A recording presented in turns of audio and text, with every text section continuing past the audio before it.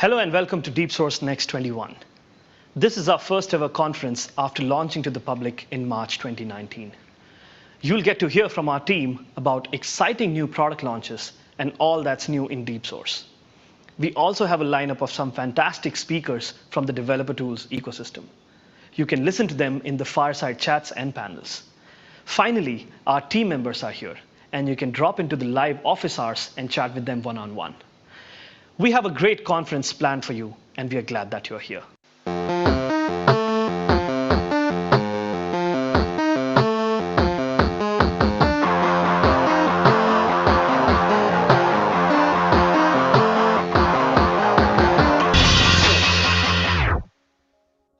We started DeepSource 2.5 years ago with a critical mission to help developers write good code. Our journey began with building a better static analysis tool that is easy to use, is highly accurate, and shows fewer than 5% false positive results. When every other tool in the industry stopped at static analysis, we went a few steps further with industry-first innovations like Autofix, transformers, and intelligent diff-only analysis. In our short journey so far, we have touched developers' lives from thousands of companies, helping them become more productive at what they do and assisting them in building software that runs the world. Every month, DeepSource scans over 1 billion lines of code. Just last month, we helped developers prevent over 20 million unique issues. Over 30% of these issues were fixed automatically using Autofix, enabling our users reclaim countless hours wasted in repeatable tasks during code reviews. We are deeply committed to building the best tools that help developers write good code. As you'll see in a moment, we have a lot of exciting announcements for you. The first one is our all-new web interface. Here's my co-founder Jay, who will tell you more about it. Developers from thousands of companies use DeepSource every day to track code quality issues from their dashboard and fix new issues when a pull request is created. To bring you the very best experience when you use DeepSource, we are excited to unveil the latest version of DeepSource Web. We have built DeepSource Web from the ground up for speed and ease of use. It's a complete rewrite from the old web interface using Vue.js and TypeScript. It also uses our new design system, Zeal, which we are going to open source later this year. The first thing you'll notice in the new DeepSource Web is how beautiful the new dark mode UI looks. Here is Devansh from our design team to talk more about it. User-centric design is at the heart of our product philosophy. Making things accessible and getting out of the way is table stakes for a tool that developers use. That's why we created Zeal, our new design language, ground up for DeepSource Web. We have carefully crafted the new visual language to be easy on the eyes with accents of our refreshed brand color, Juniper. The interface blends in with your code and gets out of your way so that you can focus on doing what matters. Back to Jay to tell you more about DeepSource Web. The second thing you'll notice is how fast the new app is compared to our older one. Switching between multiple organizations you're part of is snappier, and so is moving between different repositories. Over 60% of our users are part of more than one organization on DeepSource, and over 90% of our users use more than one repository. The all-new DeepSource Web makes the experience so much better for them. We've also made it easier to discover the most relevant issues that you need to fix.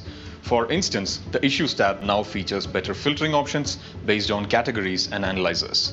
There is a new Filter by Autofix option, which enables you to easily view all the issues that can be autofixed, so you can get to cleaning up the code faster.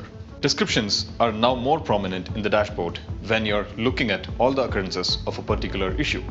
This will make it easier for you to fix issues you have not seen before, or those which are particularly complex. In the History tab, all the past analysis runs in a repository are now organized better, grouped by pull requests, so it's easier for you to find and go back to what you're looking for. Overall, the new DeepSource Web helps you get your work done faster by getting out of the way, and at the same time is pleasing to look at. Up next, let's talk about the new analytical features which we have built. DeepSource gives you a central dashboard to keep track of your code health and improve it systematically throughout your organization. We have made it easier to understand how your code quality is improving over time with code quality trends in your repository overview. This helps you keep your team accountable when it comes to ensuring you're only shipping good code. We've also given the repository metrics tab a facelift. It's now easier to visualize the trend of a particular metric, like documentation coverage or code coverage over time. You can also set thresholds for a metric, and DeepSource will alert you whenever the metric doesn't meet the threshold conditions. Tracking key metrics is a critical part of ensuring your technical debt is under control. We have designed these new analytical features to help you make sure you're always on the top of the metrics that matter to you. Over to my colleague Srijan, our language engineering lead, who's going to talk about the exciting new analyzers that are coming out. Thousands of engineering teams use DeepSource to write good code. This means we have to constantly add support for new programming languages in our analyzers. My team works exclusively on language engineering at DeepSource, and it's my job to add support for a new programming language that our users have asked for. It's my pleasure to announce the general availability release of 3 analyzers today. The Terraform analyzer is something I'm personally very excited about. This marks our foray into infrastructure as code technologies. DeepSource can now detect critical security vulnerabilities and misconfiguration in your Terraform files, preventing you from costly infrastructure mistakes. In the coming few weeks, you will see rules specific to cloud providers like GCP and Azure, in addition to AWS that we already have. Several DevOps teams now rely on DeepSource to ensure they are always writing good Terraform configs.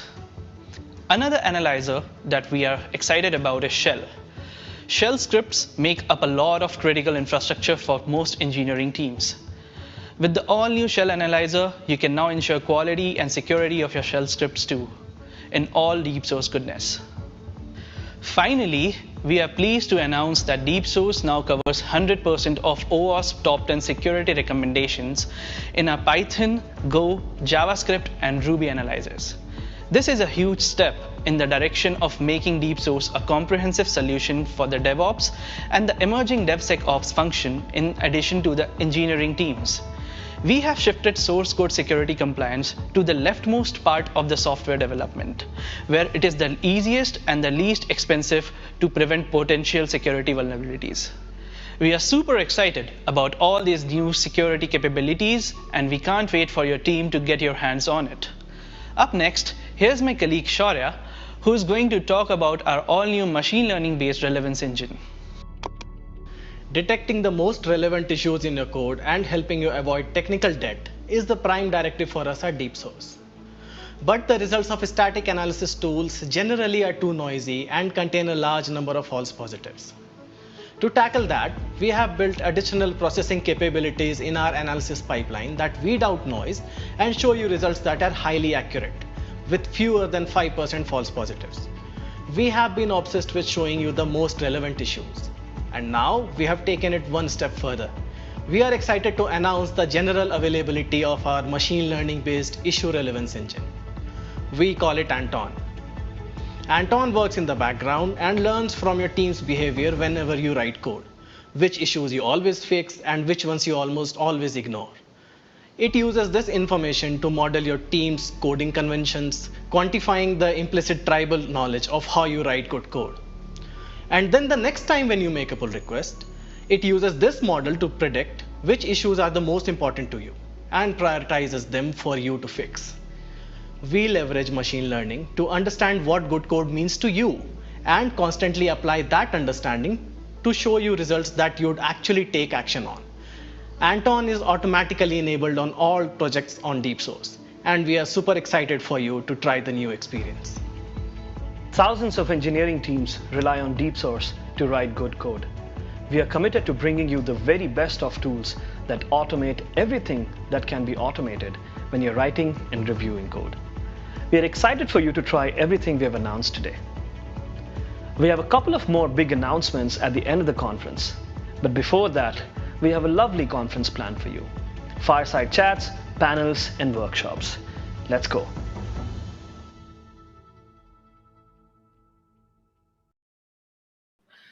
Hi, thank you for joining DeepSource Next 21. As I said, we have a lovely conference planned for you. I'm just going to give you a brief overview of what's coming in this conference. The first one, we have a panel on Fast Track to DevSecOps. John Kinsella, Mike Viscuso, and Yashveer Kosaraju from Twilio They're going to talk about how engineering teams can think about application and infrastructure security right from the start and make security a shared responsibility across engineering, infrastructure, and security teams. After that, we have a fireside chat with Paul Biggar. Paul founded Circle CI, one of the category-defining developer tools in the past, and is now the founder of Dark. I'll talk to him about all things software and his mission of reducing the complexity in software development. Right after that, we have a panel on documentation strategies for fast-moving teams. Gregory Koberger from README and Lin Chen from Layer CI and Vishnu from our own team are going to talk about the role of documentation in modern engineering workflows and why an engineering org needs a strong documentation culture. Later on, we have a panel on building engineering organizations for resilience. We have Sebastian Pal, who is the founder of OpsTrace, and he previously co-founded Docker. We have Troy, who's the founder of Courier, and Dan from Replit. And they're going to talk about how engineering organization design is important when you're building innovative products and solving difficult technical problems. In the middle of all this, we also have a bunch of workshops that you can attend, and you can interact with our teammates to talk to them about how to use DeepSource and any other questions that you have. In parallel, we also have office hours going on where you can drop in just for a casual chat. Again, we are so glad to have you with us here tonight, and we'll see you soon in the next sessions. Up next, we have a panel on DevSecOps. It's called Fast Track to DevSecOps, and we have a great lineup of panelists for this one. First up, we have Yashveer Kosaraju, who works at Twilio and works on all things security. Hey, Yash, how are you doing today? Hey, I'm good. How are you? Pretty good. Good to have you here, Yash. Thank you. Thanks for having me. The next panelist, we have Mike Viscuso, who was the co-founder of Carbon Black. And he should be joining in a minute. Hey, hi, Mike. How are you doing today? I'm doing great, thank you. How are you? I'm pretty good, thanks. Up next, we have John. John is chief architect at Accurix. In the past, he co-founded Layered Insight. Let's just wait for him to join. Hey, John, how are you doing today? Hey guys, glad to make it. Sankit, good to see you. Sorry, everyone. Sankit stumbling a little bit. I restarted my browser right before we started this, so we're good to go. Should be fine. Awesome. So why don't we jump in? We jump right in. So we're going to be talking about Fast Track to DevSecOps, and we have a great bunch of things that I want to talk about. So the first question that I want to start off with is, when is it prudent for a startup to start introducing security ops in the development, and how early is too early, and when is the ideal time in your experience? Does an early stage startup need to start thinking about it? I want to start with John here. We can talk about that. Always great to be first. So I think, in my own personal opinion, it's never too early.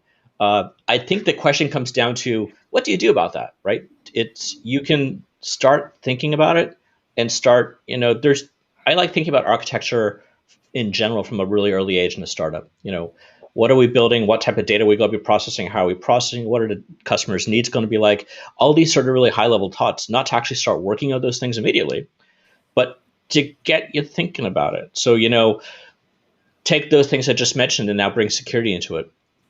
Who would want to attack us? Why would they want to attack us? How are they going to attack us? What would they do with the data if they take it from us? So these are, I'm not looking for someone to go and spend a ton of money to act or a ton of resources to fix all the world's problems security-wise immediately. But if you're thinking about it when you're writing that SQL statement or adding an input field interface or things like this, it at least sort of gets you a little bit closer than you need to be, and I think that's a good thing. And it's cheap to do. Right. Yeah, and Yash, I want to ask this question to you because you work at Twilio, super huge, and you might have had experience with getting involved in early stage startups. So, what do you think about this? I kind of agree. And just to add on top of it, thinking about architectural issues that may come up in the future and thinking about stuff that is hard to get right once you scale to a certain size. Um, Asset ownership, code ownership, who's responsible for what, what's the security philosophy of the company. Those things are something you should pretty much start early. You probably don't want to spend a lot of money and resources because as a startup, you're pretty much in a crunch. But thinking about these things, setting a cadence, setting a precedence will help scale the security program and also the sort of security culture in a company. Right. Going to Mike. Mike, what do you think about it? Of course, Carbon Black is a huge company. So how did you start off? I'm more interested in learning about how did you start when you were first starting, of course, Carbon Black being a security company itself.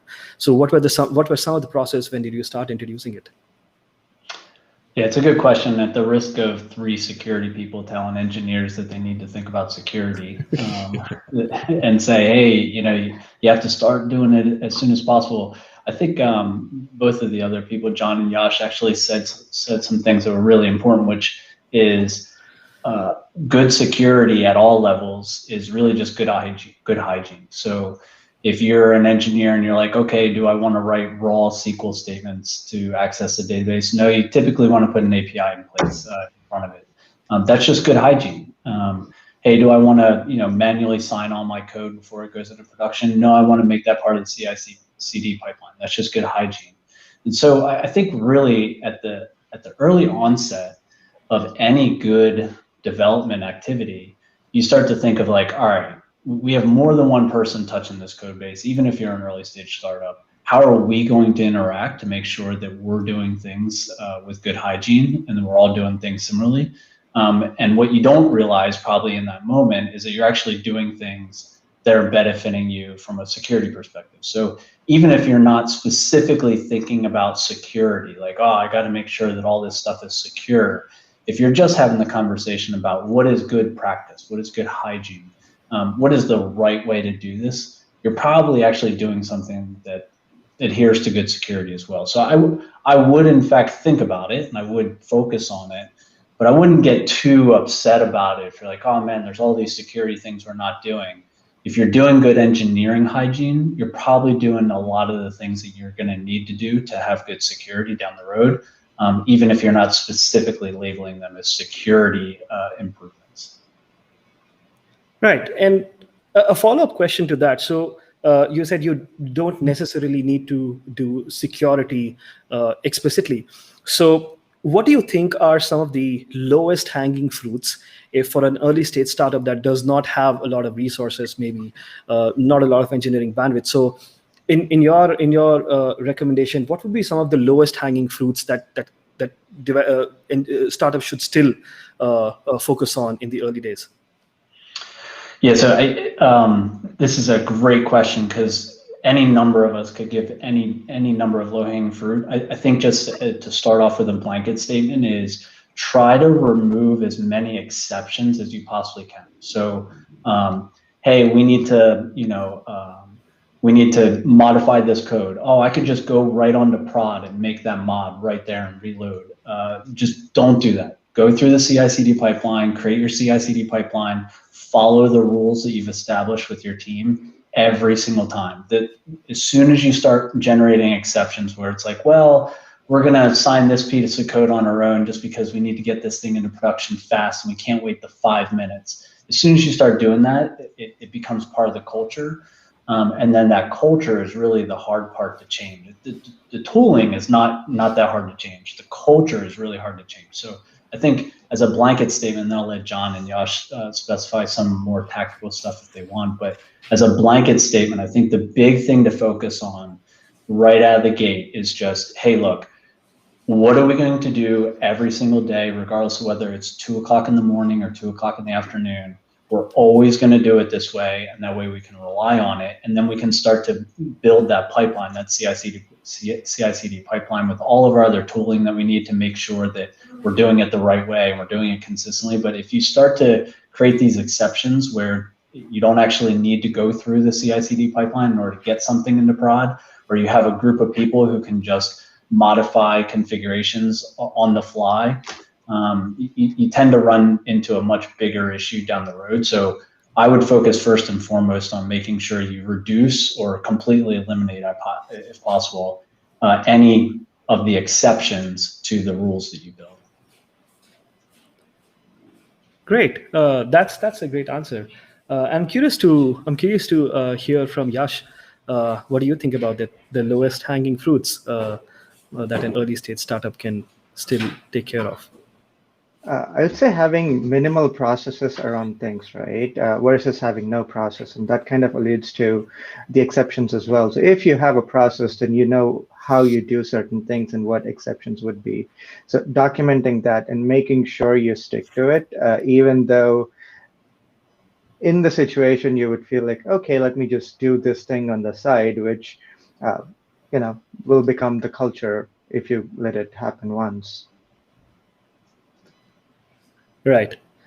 Okay. So far, the two main points seems to be one, consistency in processes, and second, not having a lot of things to worry about in terms of processes. John, what do you think about it? Wow. Those are both good points. So I think there's a few different ways we can go here. I mean, this question alone right now is an hour by itself, right, for all of us to sit and talk. I go in two ways. One, the first thing that hit me, I'll come up first. That's supply chain security. So pretty much any language that Deep users or any of us are using nowadays, there's some form of third-party libraries we're including. Just knowing that you're using an up-to-date version of that library that doesn't have vulnerabilities in it, that's something that's pretty simple to do, right?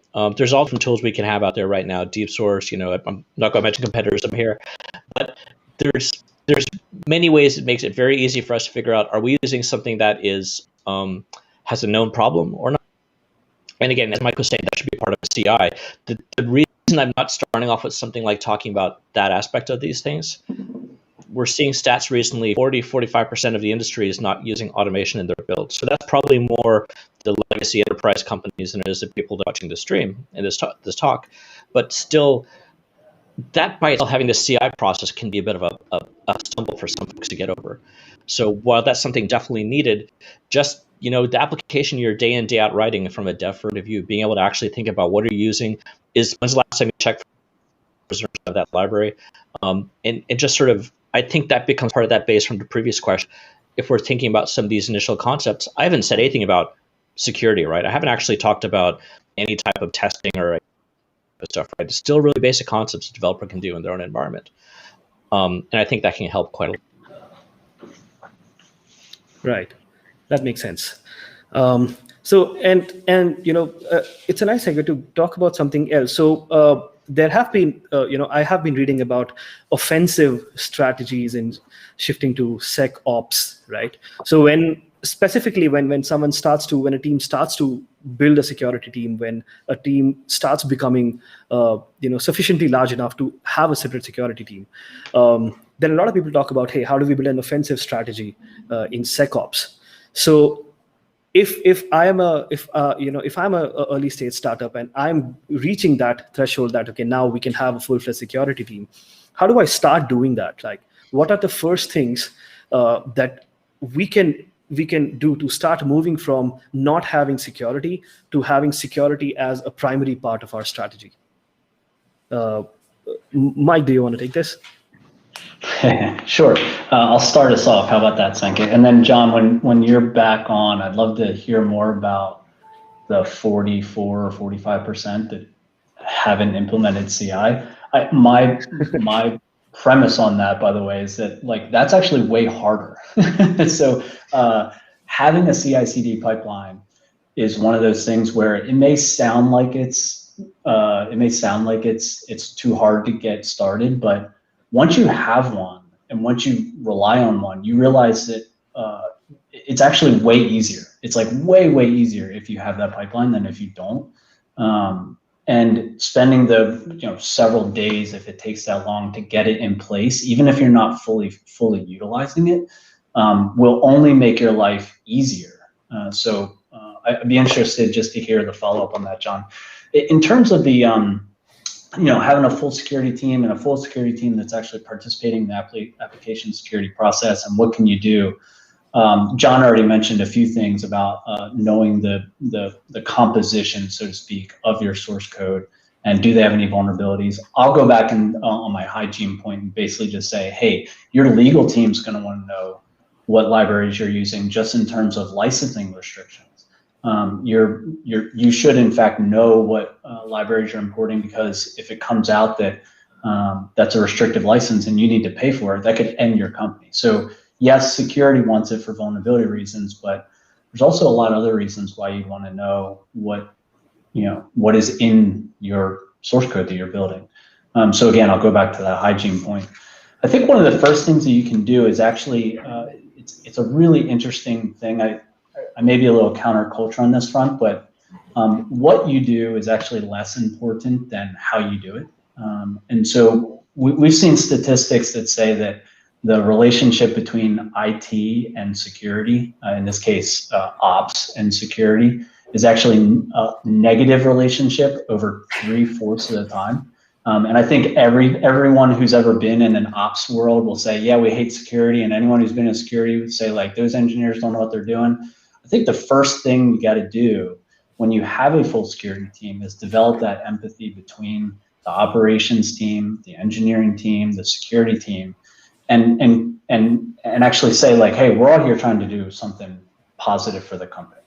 And the first thing that security can do to really mess that up is start to come in and say, you can't do this, you can't do this, you can't do this, you can't do this. That just is a surefire way to get yourself cut out of the process altogether. And now you have nothing. And so I think one of the first things, if you're a security team trying to implement yourself in a DevOps culture, is to actually establish that culture.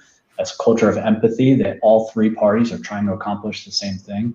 And then be really, really light on what it is that you stop production. So I mentioned the CI/CD pipeline. Hey, look, we are not allowing software to go out that has an embedded third-party library where exploit code is available and actively in use. Like, okay, great. That's something that engineering and ops will say, like, okay, we see the benefit of that. Just that small little thing gets you in the door and keeps that relationship active. So the first thing that you could do is just get the tooling in place for probably a different reason other than security, show the value of other than security, then actually implement your first stop production type thing. Like, as the train's moving, security has a very minimal amount of ability to stop production such that everyone agrees to it. And then use that as your foundation to layer up, and try to get a little bit more and more hygiene over time. But I've seen a lot of DevSecOps teams fail, largely because security is going in and trying to accomplish everything on day one. So my advice would be, whatever you do, start small, start with something that has empathy, start with something that everyone can agree. We don't want that does not represent the type of company we are, the type of code we want to produce or showcase to the world, and then use that as your foundation going forward. Right.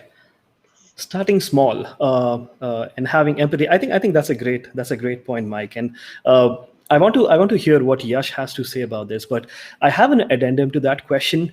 So a lot of DevSecOps has been defined as, hey, we are integrating what ops does and what security does, and kind of engineering as well. And in an organization like Twilio, which is a huge number of engineers, how did you think about doing this? Like, integrating these practices together.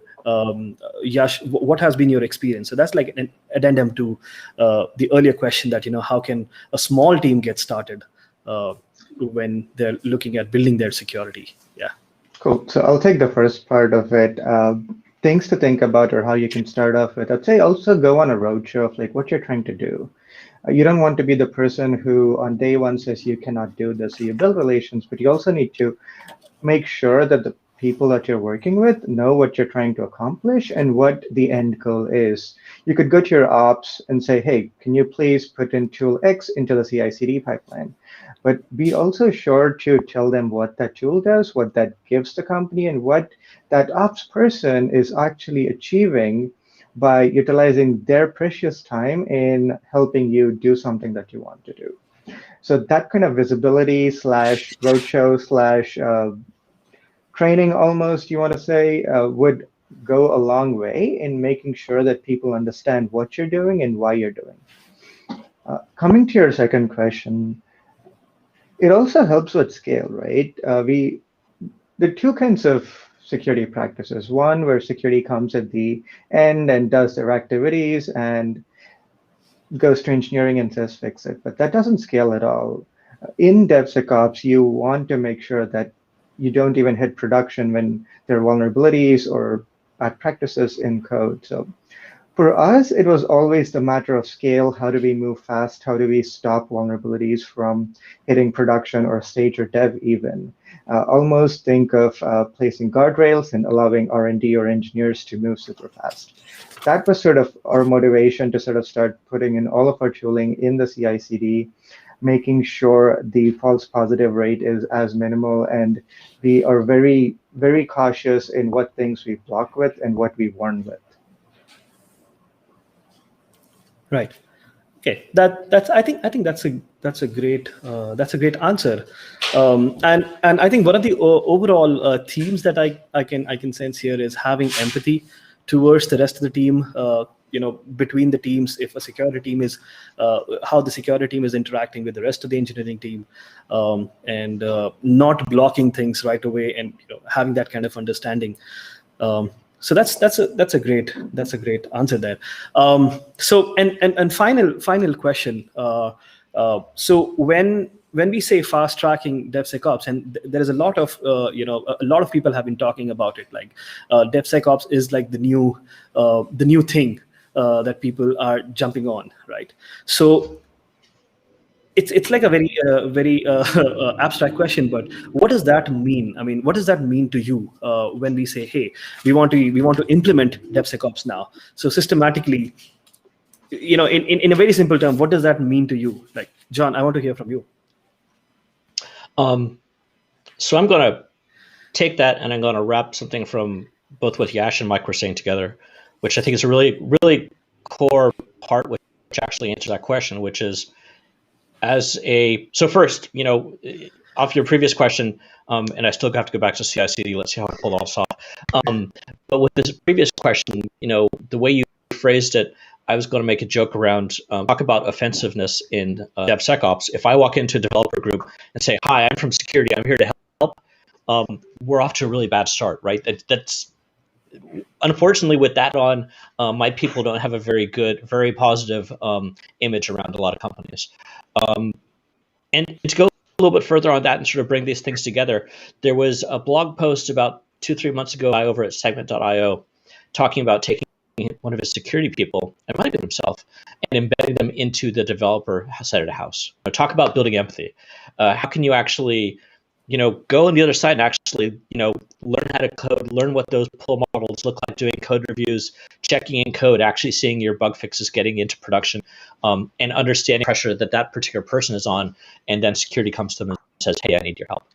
So with those two things tying together, as I was going to agree with what Mike and Yash were saying, that idea of moving slow to allow others to move fast is really, I think, in a core way what DevSecOps comes to, right? It's a lot of us say frequently, DevSecOps is not a tool, right? You don't have a shelf at whatever, or a SaaS product. It's something where you have to have that thought process in place, that ability to have empathy for others in the company. And sort of switching that through to talk about CI/CD for a second, I think what you see there is completely agree with what Mike was saying. It's completely valuable to have any form of automation which can help you along that process. At the same time, as I was saying, I think some of those companies are legacy ones which don't have that automation there yet. But I did a blog post year and a half ago talking about, if you look at the 3 large clouders and go and find a CI/CD diagram on their website, there's no mention of security on that thing, because it becomes difficult, right? And this comes back to what you're saying of moving slow to move fast. So yeah, go and, if I'm thinking about I'm working on a new project, so first thing go do, write some code. As I get serious, and go do Git init, so I start tracking my changes. And some of that goes into a project on GitHub or GitLab. And as that gets a little more advanced, I'm going to add, Circle CI or one of the other companies out there in that automation space, something from Atlassian or, Amazon, pick your poison. The first thing is just, can I get it to build, right? And then next thing is like, okay, maybe add a linter in and see are there any syntax errors in that when I'm doing those. At some point and go say, hey, let's maybe start build a container image. And then at some point further and go say, let's go ahead and automatically deploy this into, pick a poison. How about, we'll talk about GCP today. And at some point as I'm going through there, I mentioned linter, but then maybe, at some point you start doing a static code analysis. You start doing some of these, as I was saying, checking for outdated packages using Dependabot. So it's a very sort of gradual or warming the water, not just bringing it to a boil immediately, right? And I think that's sort of what DevSecOps is too. To hire a DevSecOps person, probably not initially. So as you're going through this, right, as a developer, what am I doing? Where are my interests? We talked about all these things we've talked about today. SQL injection, don't care about that, and just look at a higher level and what's my design. Okay, well, I know my design and know what I'm thinking about. I've got this one target. Maybe someone is thinking about, trying to attack my website by doing some sort of, let's SQL injection. Okay, maybe I'm going to get a tool which I put in my CI/CD, which goes through and looks at my source code to see if there's any type of SQL injection weaknesses, right? So I come up with the problem, come up with the fix, and you become more sophisticated as you go through that process. And then at some point, you get a separate SecOps person, and then they're running that instead of you, and that process sort of builds out. But so key takeaways there: automation, good; moving slow, good; allows others to move fast. That's great. And really empathy. That's sort of one of the really big things in that space, and I think that it can't be talked about enough. Right. Automation, good. I totally agree. Mike, you want to take that one? I think John nailed it. The DevSecOps is, for me, an acknowledgement that all three are important and necessary. So no matter how you interpret the term DevSecOps, you come away with this feeling like they're part of a triad, and that they're all important and necessary, which goes back to the empathy point earlier. But ultimately, you heard this word 100 times, and it's speed. If you're doing DevSecOps properly, the benefit you should get out of it is speed. And it's not just speed like, today's speed. It's like today's speed and this week's speed and this month's speed and this quarter speed and this year speed, allow you to get to the point where you're operating as quickly as somebody like Twilio. So I think ultimately, when you acknowledge that all three are important and relevant and necessary, and what you ultimately end up getting is that speed, and that's what you should be looking for: speed, speed, speed, speed, speed. All right, and for the last time, going back to Yash. Yash, what do you think about it? So far we have automation good and empathy and moving slow as well, and then Mike said speed, speed, speed. What do you think about DevSecOps in a nutshell? To add to all of these good points, right? The only thing I would add is like celebrating small wins. And I think that's important because you're essentially in a DevSecOps process, you're adding friction to engineers, and to celebrate those wins and say, look, we did this and this is what we got, and make that a process where you add every single tool, slowly make it in a blocking form, and then celebrate those wins. That helps keep the momentum going. Right. One more thing I'd add quickly there is, and this is something that I've been thinking about. It's very easy to say block on X, Y, Z, and all of these things for engineers. What we do at Twilio is we put those restrictions on the security team's practices first, and then we sort of roll it out to engineering. We kind of make ourselves the scapegoats for our processes and blocks. For example, if there's a container scan and block on X policy being fired, we do it to our tooling first, our code first, and then fine tune it, and then see what works, what doesn't work, and then go from there. I think that doubles down on the empathy piece of what we spoke. Right. I think that's a great. The last point, I really like the last point, that you first implement things in the security team before asking the rest of the team, the engineering team, to implement it. I think that kind of rounds up to the empathy again, as Yash said, the empathy point. I'm going to pause here and wait for the questions. If you're watching this on YouTube, you can just ask questions on YouTube. So I'm going to pause for a couple of minutes. Right. I don't think we have any questions. So thanks a lot for joining, and thanks a lot for your time, Mike, John, and Yash. Really appreciate it.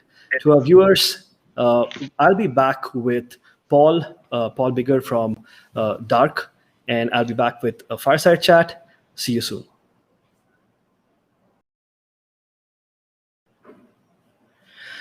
Welcome back to DeepSource Next.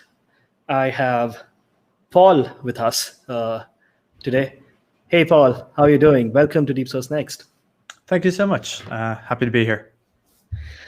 Great. So I want to start right off. And the first question, I want to start off with the first question. You have been around in the DevTools ecosystem for quite some time now.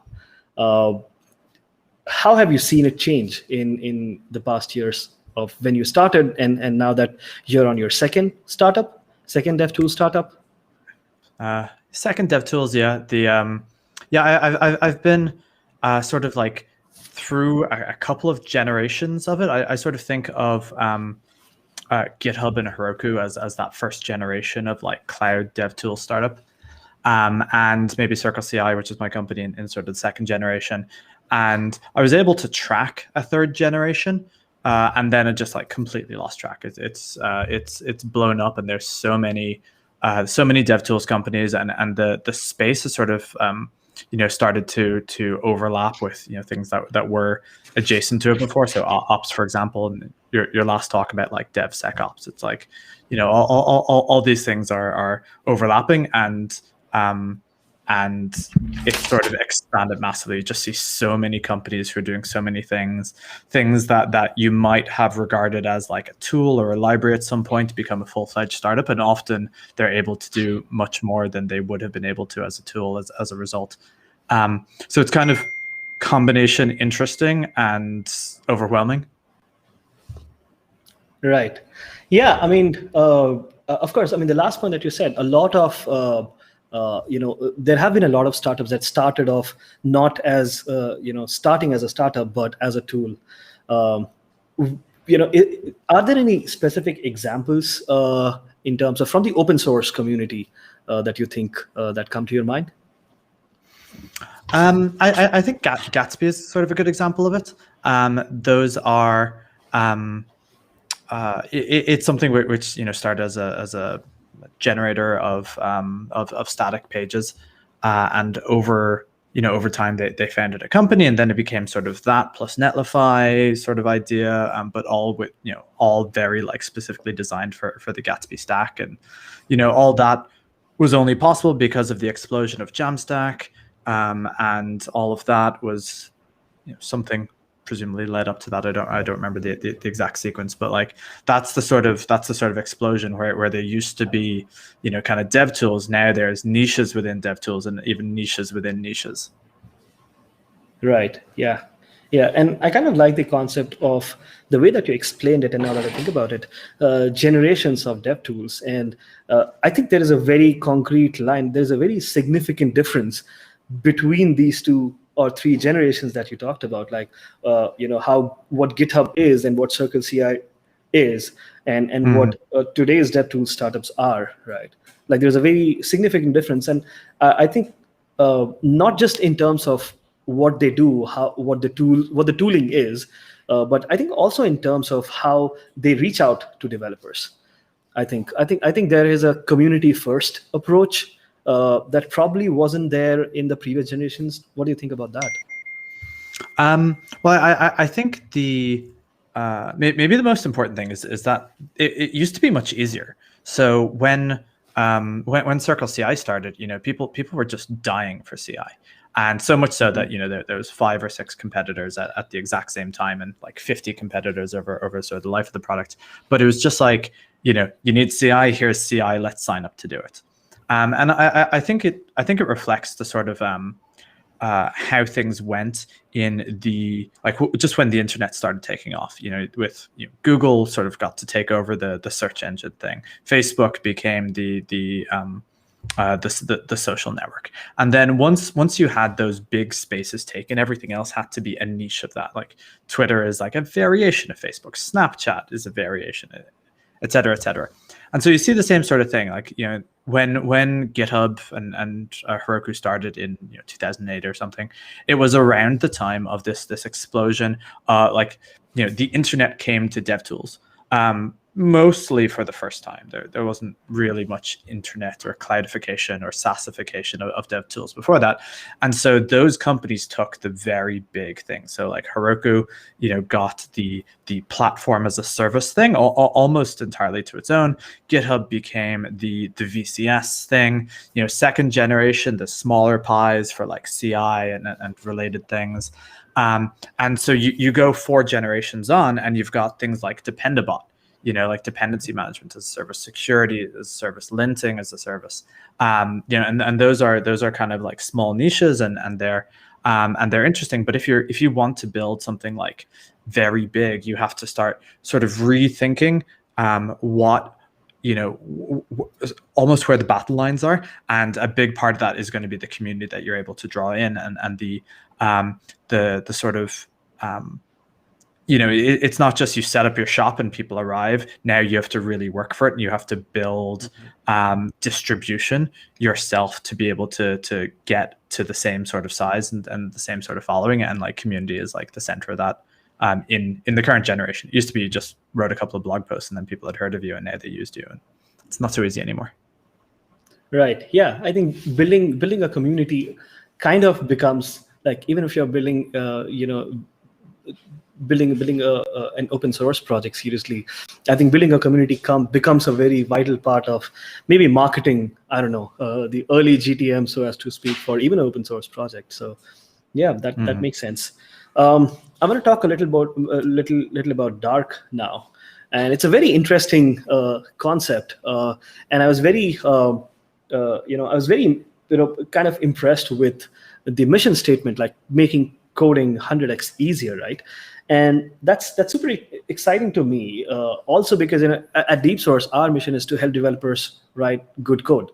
Like it's super simple, right? So when you say making coding 100x easier, what does that mean? What does that mean to you? So I think it's actually related to what I was just saying about the explosion of technologies and the explosion of tools and companies, and the amount of things that you need to understand to be able to build software, or specifically to be able to build back-end cloud software. It used to be that you would write some code and you'd write in Python or Ruby, or going back a little bit PHP. You'd put it on a server, and now you had a website. And now, you need to know Kubernetes, you need to know AWS, or maybe one, maybe both. You need to know Jamstack and JSON and REST and Thrift and just like more and more stuff. And the ones I mentioned are a little bit mundane, but there's just an explosion of what you need to know. And the reason that there's an explosion of what you need to know is because all the existing things that existed didn't like intersect all that well together. All the stuff that you're using today, it has sort of imperfect join points between them, and so new things are added to make it simpler to join them and to take it in a new direction and so on. And to be able to reduce that complexity, you need to remove not just the existence or the need to know these things, but also the reason for these things existing. And so the feeling that I had was we actually need to own the whole stack. We need to go top to bottom as much as possible. We need to own it within our thing, and then we can simplify it. And so the approach that we took was we own the programming language, we own the editor, and we own the infrastructure. And because we own all these things, we can take out all of these join points. So for example, there's no deployment in Dark. There's no CI/CD pipeline. There's no, complicated separate system that you need to set up. There's also no infrastructure. You don't need to provision databases, machines. You don't even need to do any of the stuff that you do with serverless, of like keeping stuff warm and making sure that you're that you're splitting your events out appropriately. Just all of that exists in one box, and that's what we mean by being simple, making it not just that it's easier to do, but that many things don't even exist in the paradigm. Right, and it's so fascinating when you and it's actually very overwhelming when you think about it, when you're saying that you are combining all these paradigms into one big concept where you're just writing code. Mm-hmm. Right? Yeah, exactly. And if developers have access to something like that, then essentially creating, let's say, an API would just be equivalent to writing a function or defining a class and then writing a function, and that's pretty much about it. Right? That's exactly right. Like all that you fundamentally do in backends, or kind of in programming in general, is you receive some data, you do some processing on it, you store it, or compare it to some other bit data, and you return something back. And all of that is it's 3 lines of code, but the amount of additional complexity we've layered onto it has just made it so much more than that. Right. So what does it mean to when you're creating a new language from scratch, right? So essentially that's what you're doing, and I think it's much more than that, because you're not just creating a language, but you're also figuring out how to combine all these other things that a language is used to do. You're combining that in the language, right? So what are some challenges maybe, and that you faced, or what was the initial the big task, or whatever the initial hurdle when you're starting to write, create Dark as a language? What was your biggest challenge there? I think the biggest challenge was figuring out, was this actually a model that people would use? Like, is it actually possible? And everyone told us this wasn't actually possible. But is it possible to create a language where you're editing, where you're coding in production, on the infrastructure, and that there's no gap between the language and the infrastructure? So in Dark, you don't really edit on your machine and push it to Git and then have a deployment step and that sort of thing. You write code in the production infrastructure, and we have tools within the language and within the infrastructure to make that safe. So feature flags being the main one, and in the future some things like database migrations and so on being built in, and there's type checking, and there's a certain thing about how there's no parsing, so there's no parse errors. And all of these were designed for the specific idea of, we're building this thing in production. There's lots of things in the language about atomically changing how the code works, and all that is kind of behind the scenes. And a lot of that just had to be invented. It didn't really exist. And so we spent over a year of sort of experimenting with what the language would be and how it would behave and how users would interact with it, before we got to something that that felt directionally right. And even then, it took another year before we could, maybe a year and a half actually, before we had something that users actually, understood when they started using it for the first time. Right. Wow. Right. Yeah. And so going a little deeper into talking about Dark, and it's just I think it's a fascinating topic to talk about, because creating languages, programming languages, and creating them, there's so much of design considerations that you have to do, because you're expecting someone to actually use it to create something, right? So one of the things that kind of stood out to me is that Dark doesn't have a textual representation, right? And that's an interesting choice, but why don't you tell us more about what does that mean? A lot of our viewers might not even understand, because it could be a little bit technical. So especially for the beginners. So I have 2 questions. So what does that even mean, to say that the language does not have a textual representation? And second, what was the motivation behind making that choice? Yeah. So traditionally, the way a programming language works, let's just talk about Python, right? You edit your file on in your editor or IDE on your computer, and the the file is stored in bytes, or the code is stored in bytes in a file. And then the Python interpreter parses that. So it takes all the data and it parses it into a sort of like in-memory representation of that. So, it has, if you think about it in terms of OOP, there's classes for like for loops, there's classes for classes, there's classes for objects, and so on. So it has just like, a bunch of these things in memory, and it runs through them, and it says, oh, I see you're doing a for loop here. I better initialize the thing and loop through the thing and do the generator, enumerator, iterator, whatever is happening. That's kind of how an interpreter works, and it just parses the data from disk to get there. And we just skip that parsing step. When you edit in the editor, you are changing the in-memory representation of the program. You are changing it so that it's, if Dark doesn't really have for loops, so when you add, when you add a function name, the function name is inserted in exactly the right place in the in-memory representation of the program, and that's the thing that's interpreted. That's the thing that we serialize to disk. That's the thing. Well, we store it in a database, and the editor is just like working directly on that. So it just skips a step. It skips a parsing step, and because there's no parser, there's no parse errors. And it isn't possible for the interpreter to just say, I have no idea what's going on here. There's a semicolon in the wrong place. Instead, the errors that you get are much more contextual, and the code as it was before you made that error continues to work while you're making that change. And that's fundamentally what it's about.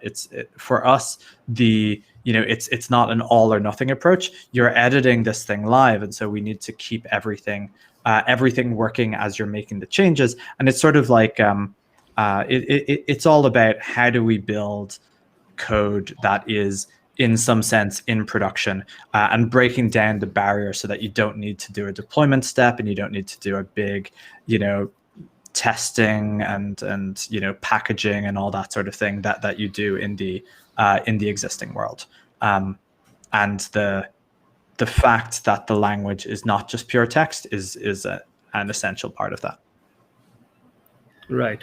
That's so.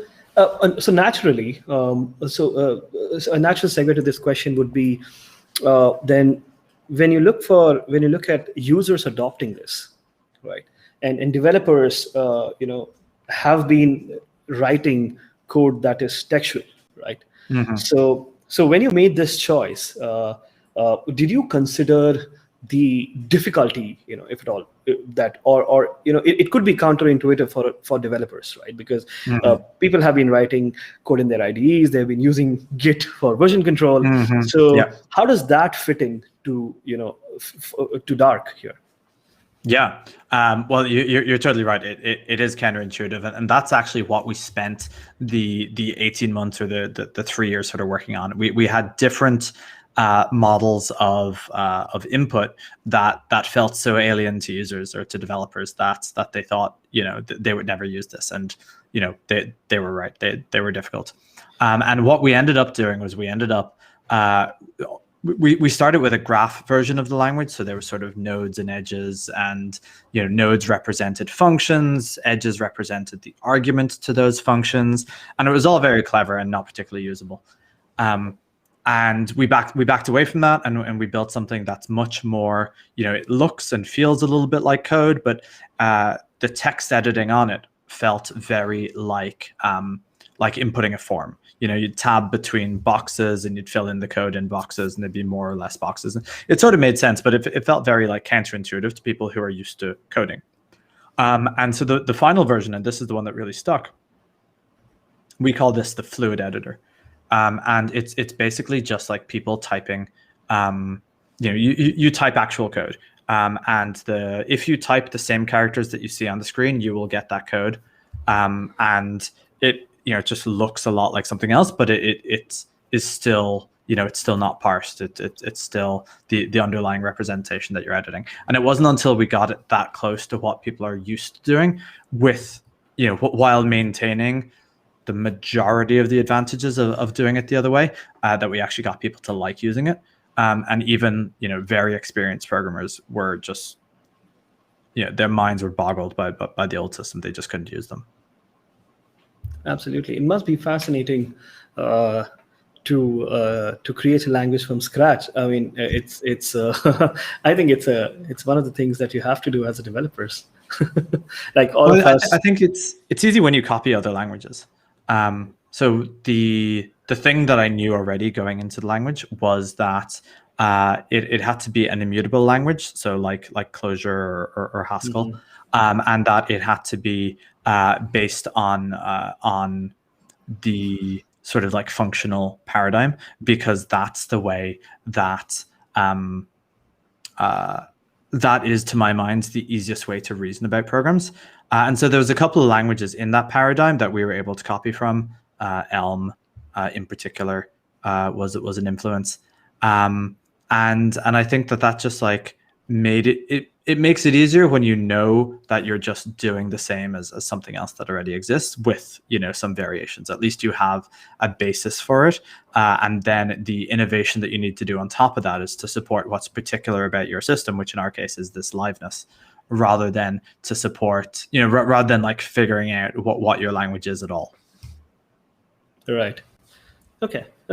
I want to change tracks a little bit and talk about something else that I wanted to ask you. And it's kind of related to what you're doing. So when you are doing something as Herculean, if I might, as this, right? Like building a language, right? How do you find developers to work on it? Like, how do you hire? Or, what is the job description that you write in an industry like today's? Yeah, so I guess the main thing is that you're not looking for people who understand programming languages. You're not looking for people who know how interpreters work or that sort of thing. The main thing that we actually need of developers, one, is that they sort of like have a good full stack understanding of how backends and front ends work and how they work together, and that's both for understanding our user base, who are primarily building front ends, but also, we have this editor, and the editor is probably 70 to 80% of the work. The back end is that, it's relatively simple. Once you have an interpreter, you have an interpreter. And if you need to change the language, you need to change the back end. But even when you change the language, like the front end has way more changes. We have to be able to input the data, show the traces and show the connections to the infrastructure. That's all in the front end, and that's kind of the major part of it. So the people that we're hiring are just like regular full stack developers, and the sort of a lot of people who are interested in programming languages have applied, and I think that in the general case, without talking about any specifics, but in the general case, Dark is not a super interesting thing from a programming language perspective. There's not a lot of complicated things like JITs and compilers to be built. So much of it is the UX of how we input code and how we show results to users, and is not at all, kind of cool programming language shit. Right. The reason why I asked this question is also because so we build static analyzers ourselves, right? And when we hire people for the team, developers for specifically the language engineering team, it's kind of an uphill task, because it sounds very cool to work on programming languages, but there are very few people who have a genuine interest in static analyzers, right? Working with ASTs and just wrangling things all day. So this is kind of a question. That's what I did my PhD on. Right. Yeah. So great. So talking about again starting a company in developer tools. Let's say again. So my previous point that it must be an uphill task when you're building a new language and then you're getting developers to use it, right? And of course, multiple iterations. But then the first thing that we talked about, the current generation of developer tooling, you need to have a community around it, right?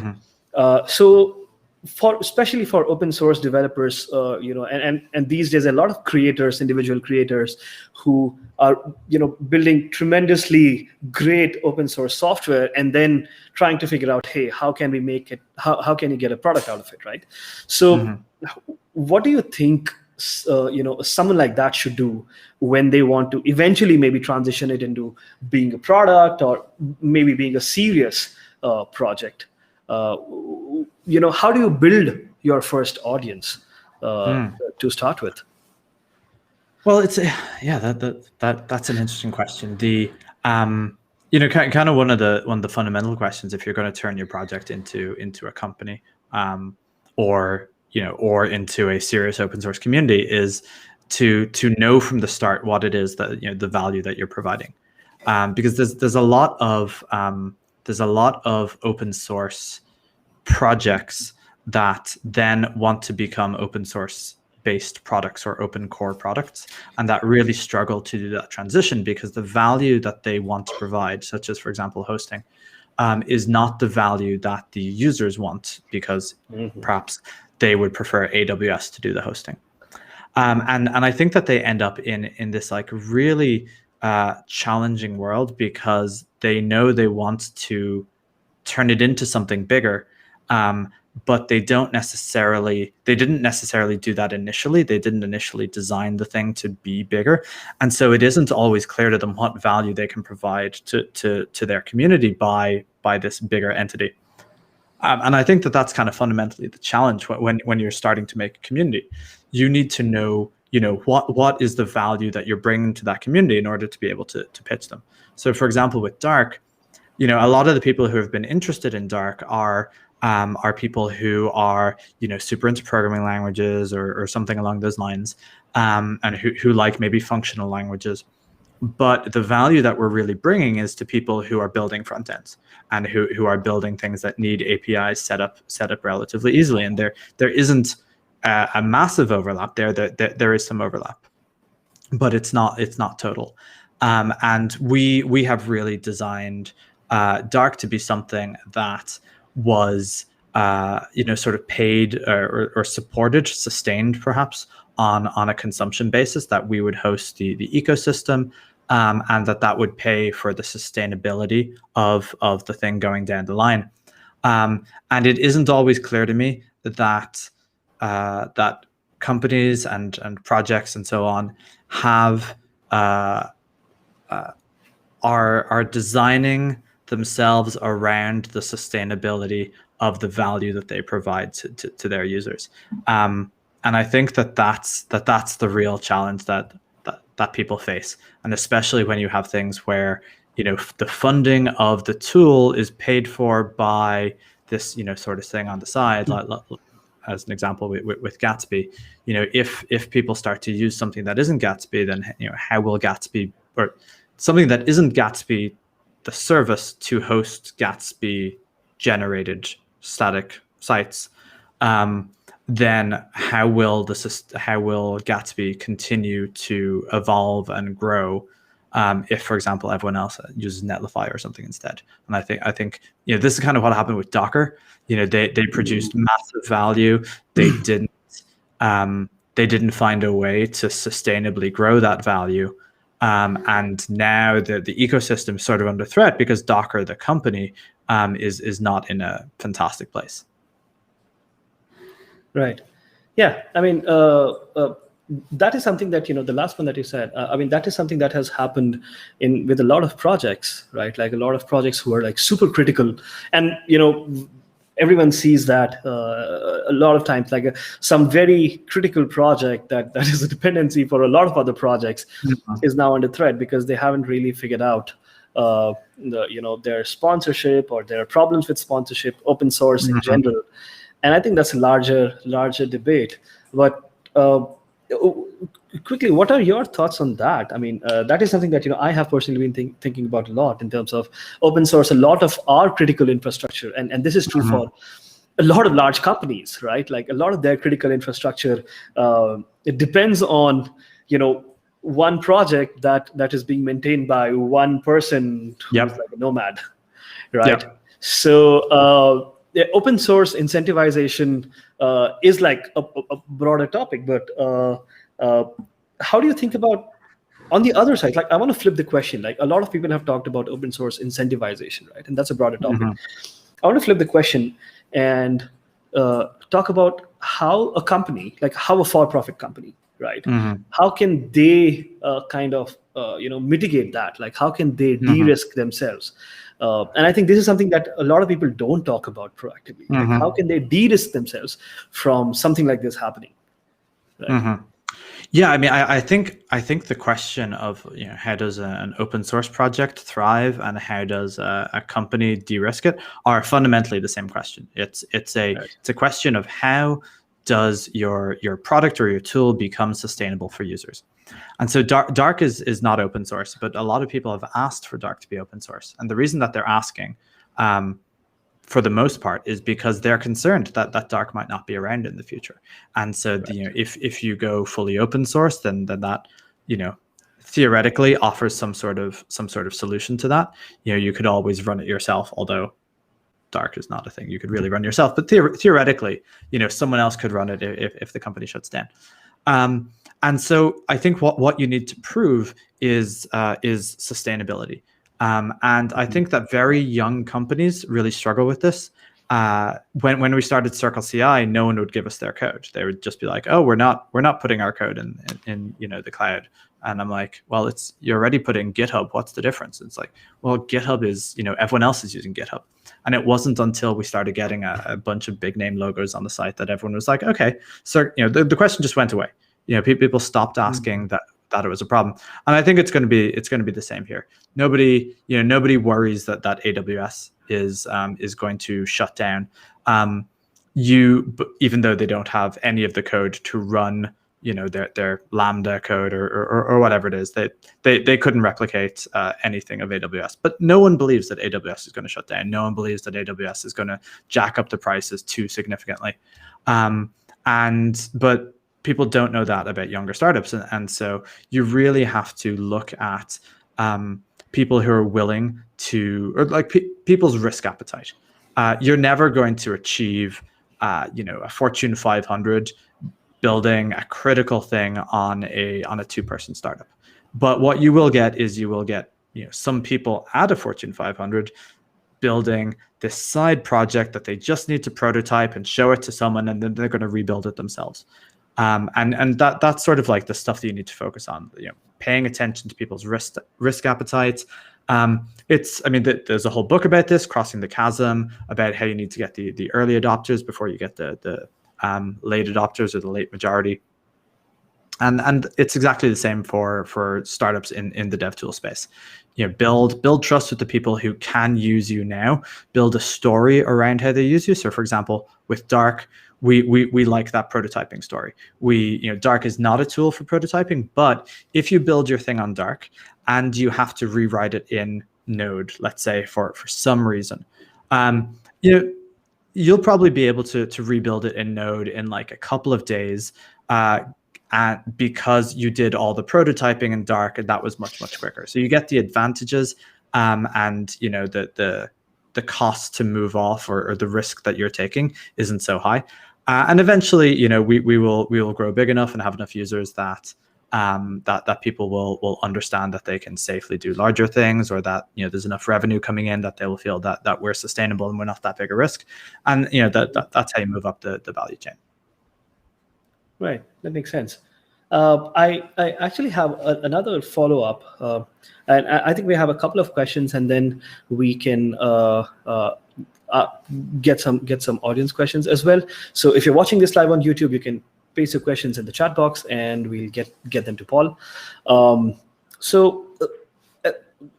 Going back to the point, right? Like when you said that, okay, sustainability is one of the primary things for any project, and de-risking yourself. So, but as a company, and especially again, I want to go back to I kind of think it's a Herculean task that you're building a language and everything around it, right? And that's not something short term, right? Like you can't do it in short term. Like you can't build something like that has a scope of that huge of an impact. Can't be short term, right? So what is your where do you see the end of it? Like not end. How do you see this in the long term? Like, what is the grand vision of creating a new language, and what do you expect it to be? I mean, this is a question that I've asked myself a lot, during the pandemic and kind of all the all the challenges that companies and that our company faced around that time. And sort of had to decide what was it that I really wanted with this? Why was I here? And I really realized that this is just like a good project to work on. It's like a enjoyable, fun thing that I can do for like a very long time. And that sort of realization that this we're 4 years in so far, and haven't quite made it to product market fit yet. It might take us 5 or 6 years total, 1 or 2 years from now to get to product market fit. And even then that's just when we're starting. After that it's like 5 or 10 years before we're a really big company and really making a difference. And that's just a really long story. And when you look at people making programming languages, it takes that long. If you look at Rust, Rust was started in 2006. Python was started in 1995. It takes a very long time for these things to become dominant, for these things to become prevalent, and for their value to be really felt. So if you're building something like Dark, you really have to be in it for the long term.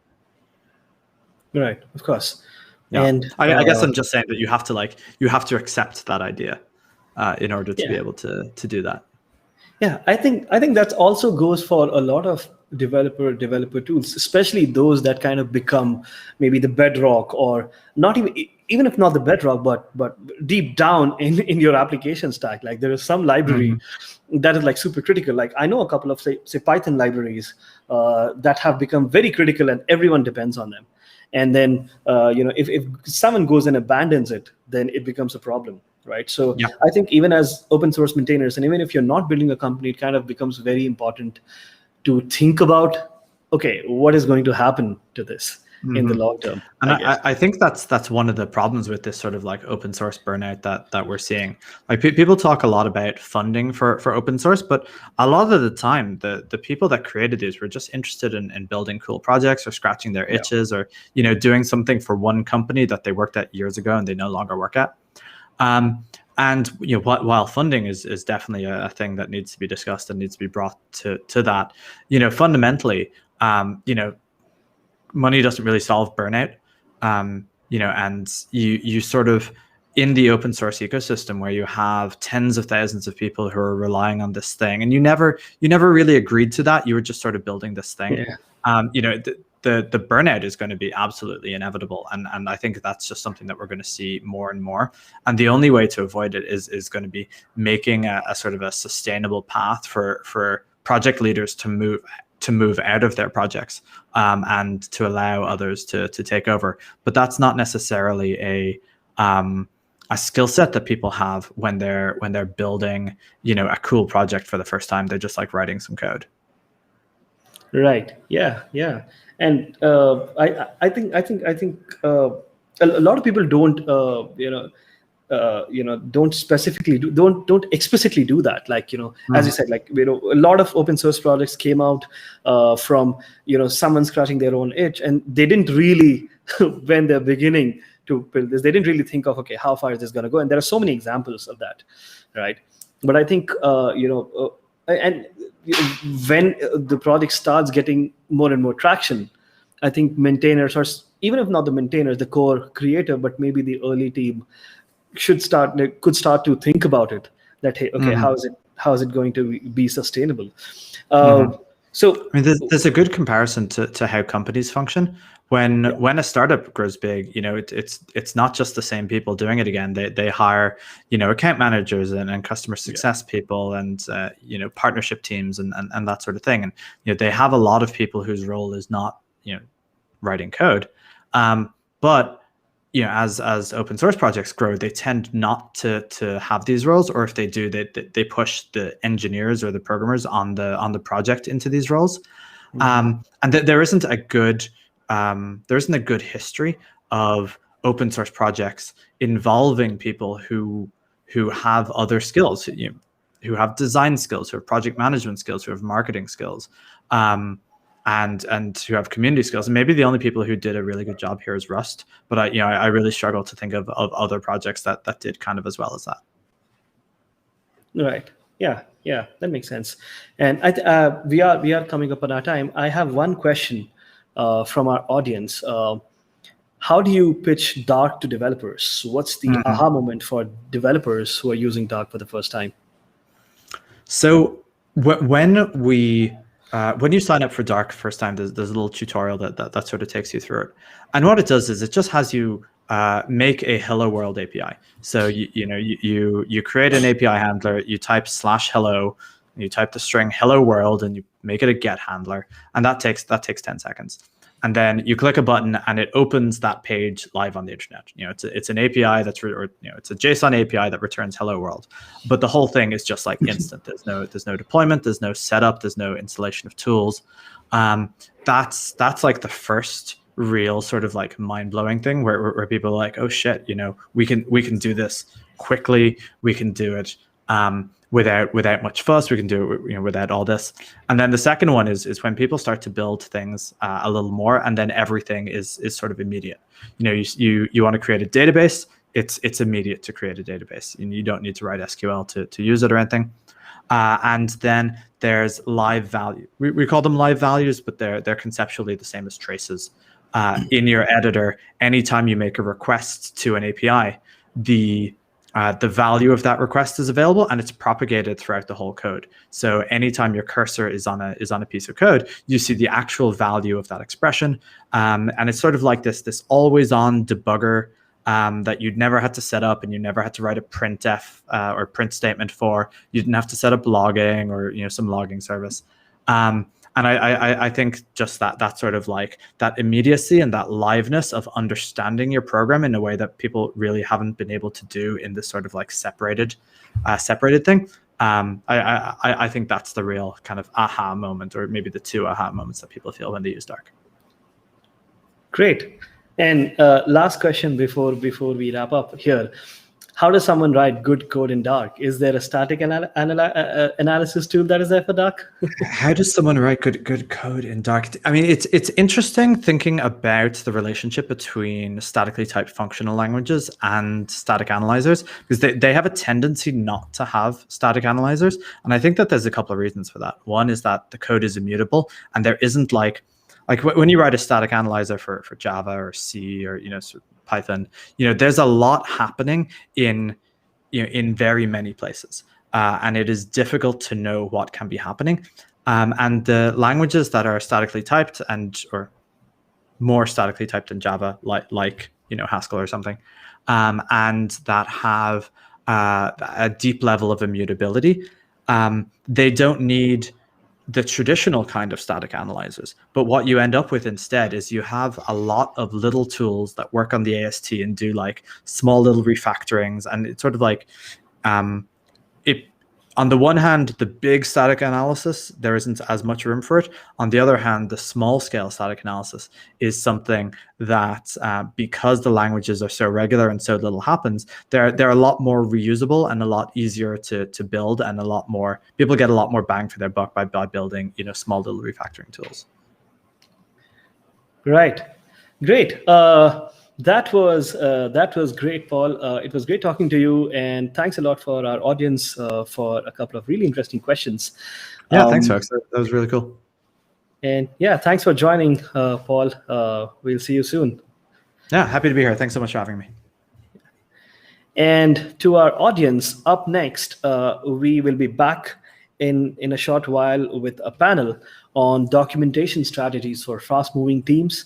We will have on the panel, we'll have Greg from README, Lynn from Layer CI, and our very own Vishnu, who leads our platform engineering team. We'll be back shortly.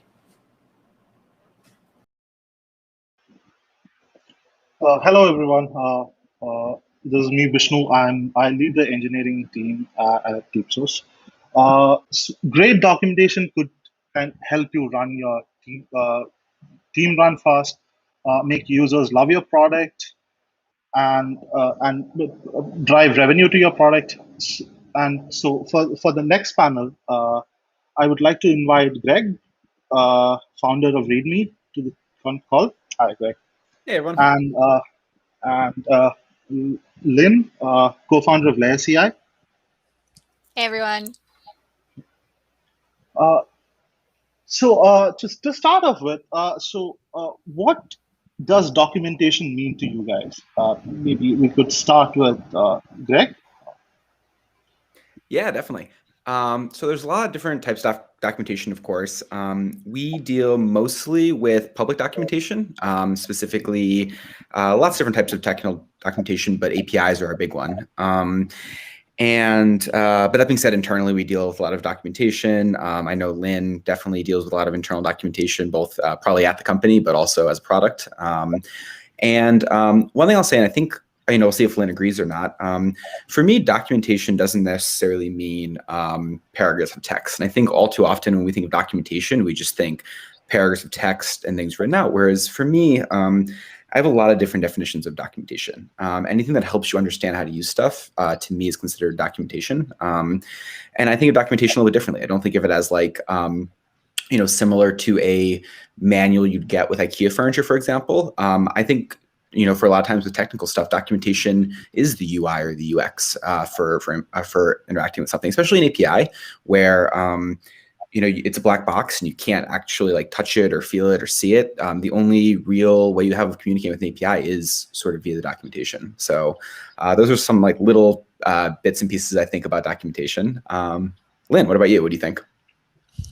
Yeah, thanks for starting us off here, Greg. He's definitely the expert on documentation as AR Docs company, which is awesome. But a lot of what you said really definitely resonates. And I definitely want to emphasize more on the user experience, both internally and externally. For us, documentation honestly is a way to communicate, right, for different groups of people, especially when it's externally facing, right? For developer products, especially like Layer CI, it's important on one side, if it's a new user that's coming in that doesn't know anything about Layer CI, they need to be able to find the things really quickly. And if it's, an existing user that needs to learn more, they need to know something in an instant as well. And if they're an expert, that's another persona you have to care about. So I really think overall, it's definitely the user experience that matters a lot. And we don't talk about that enough. Yeah, to build on that a little bit, I feel like, many, many years ago, 30 years ago, when programming kind of kicked off and technical stuff kicked off, and before that, I learned how to program from a book. There's websites and stuff, but I used to have a ton of O'Reilly books. And I think for a long time, documentation was like something that was printed physically. And there's a lot of rules when you print things physically. Me, Lynn, and Vishnu all see the exact same thing if we're looking at the same documentation, because it's a book and it has to apply to all three of us. And it doesn't know what's going on with the person. And it's printed on paper and can't be changed. And it's not updated. It doesn't know anything about anyone. It's structured in a way where it's very linear and things aren't repeated because it doesn't make a lot of sense on paper to keep repeating the same things over and over again. And where I'm going with this is I feel like to a certain extent, as we've moved online and things have gotten much more digital, everything about everything has changed except for documentation. We still tend to write it the same way we write it for a book. Like any documentation still has like a table of contents on the left side, which is like chapters. And we still write it very linearly and stuff like that. And I think, Lynn, you and I, and even DeepSource, none of us really come close to competing as far as products go. But I do think we all are very similar in the sense that we're all trying to find new and interesting ways to help give people insight into technical things and kind of to a certain extent rethink what the word documentation actually means. Absolutely. And I have to challenge you on this one, Greg. Oh, no. I think there's definitely still many different versions of the same book that are put out there. And I can't imagine writing documentation like that. But even with it being online, I think people hate it just as much actually doing the work of maintaining things and updating things. I think that really is the most difficult part about documentation, that is the user experience also for the person maintaining something, right? It's not fun to write documentation. It's not fun to update things. And oftentimes that's where documentation becomes flawed as a concept. But I definitely think there's strategies to actually improve that. And I think part of that also starts with, on the technical side, code and good processes overall internally. So in terms of you've been talking about when you're a startup and you're basically three people in a room writing code, you don't really start writing a lot of documentation. You don't have the time to. You probably write a few comments if somebody in the future is lucky, somebody writes comments. So how do I, as a team, so when I grow my team, when the 3 engineers become 10 engineers, and when 10 engineers become 20 engineers, how do I now, when should I start worrying about documentation? When should I start worrying about, should I document? I'm talking about primarily from an internal documentation perspective. So when do I start worrying about documentation? Do I document enough? And how do I get started with it? So if Lynn, if you could probably throw some light on that. Yeah, absolutely. With internal documentation, you'd be lucky if you're, the first 3 engineers at the company where you can dictate a lot of the documentation best practices. And the ethos at Layer CI actually is within Layer CI, as little documentation as possible is good documentation. So everything starts with good code. Everything starts with, putting the right tooling in place. And, there's multiple ways of writing a single line of code, right? So if you're able to, for example, have a variable be part of the documentation, it may seem complex or, a little bit more, involved at first, having to do that. But we really think that optimizing for writing things quickly is not the way to go, but instead optimizing for less documentation in the future and optimizing for less work for the person who's going to review this code base in the future is actually the best way to go in the very beginning. So that's my piece on that. What about you, Greg? Yeah, I have a very similar opinion to you, which is, or I don't have words in your mouth, but I think when you're early on in a project, you're not really making decisions that you stand by 2, 3, 4 years down the line. If you're only 2 or 3 people, there's you probably haven't hit product market fit. You probably don't know exactly what you're building. And it's not the best use of time to do things like, and bear with me, but to be writing tons of tests or to be writing documentation, or there's a lot of engineering practices that we do now that, when you're 3, 4, 10 people even, it's still very early. And, even if, we get to 100 engineers, 200 engineers, that's nothing compared to look at a company like Google or Oracle or something like that, where there's thousands and thousands. And what I'm getting at there is, I think to a certain extent, you have to just embrace the fact that, nothing's ever going to be perfect. Nothing's ever going to be perfectly documented. Everything's a little messy. I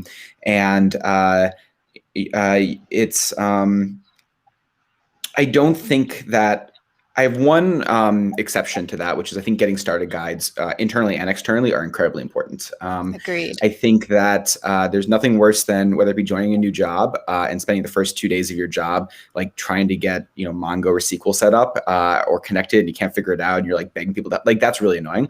But even then, if you have 3 engineers, you just sit down with someone and help out when you get your 4th engineer. It's not the end of the world, but I think getting started guides are the one thing that I think, desperately need a lot of work. My opinions are very different, by the way, and maybe this is just because this is what my company does, but external API documentation, because with external API documentation, that's it. You can't look at the source code. You can't trace it through and try to figure out what's going on. If you're trying to use Twilio's API, either you're going around guessing parameters or you look at the docs. There's no way to examine the code. But for internal stuff, like Lynn said, you can look at it, you can get the feel for it. Most languages have conventions that you're supposed to vaguely follow or could follow or whatever.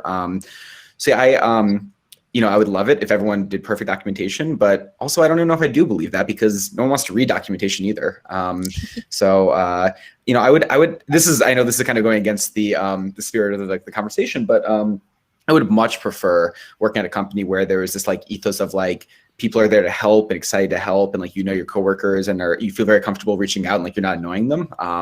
And on the flip side, you're always eager to help a new employee. I think that sometimes early on goes a lot further than documentation, because in a lot of ways, just go read the documentation is such a glib way to push people off to a certain extent. Sure. And Greg, go ahead. Go on. Yeah, I was gonna point out when Greg said, "Oh, don't waste your time on documentation or tests in the beginning." I 100% agree, and sometimes we actually discourage people who are very, very early on in the journey to not build tests for or documentation for features that may not exist in a year, right? It definitely doesn't make sense to do that with your time. You've got so much more stuff to do. And that includes things like supporting new engineers as they get onboarded.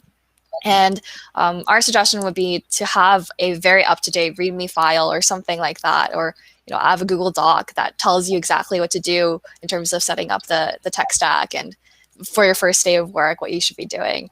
I think that because it's up to date, there's someone who can assist you in understanding everything. That's a very good experience for a new engineer, for example. So coming back to what Lynn said, right? Even maintaining readmes, right? So how do you maintain these things? So I'm pushing some code, or I've built a new feature. How do you tell your engineers? Because engineers, I'm pretty sure most engineers don't like to write documentation, or at least I don't enjoy it. So in that case, how do you make engineers write documentation if it's something that won't help other people? Is there any thoughts on this? Greg, did you want to take this one? Yeah, I mean, I think it goes back to, and this is again just my opinion, and Lynn, I think we have similar opinions on this, which is if you don't like writing it and don't like reading it, forcing everyone to do something they don't like never works. You don't get anything good out of that. There are people who do love writing documentation. There's definitely a subset of engineers who really love it, and then there is a entire profession, technical writers that obviously really like it. Otherwise, they wouldn't be doing it for a living.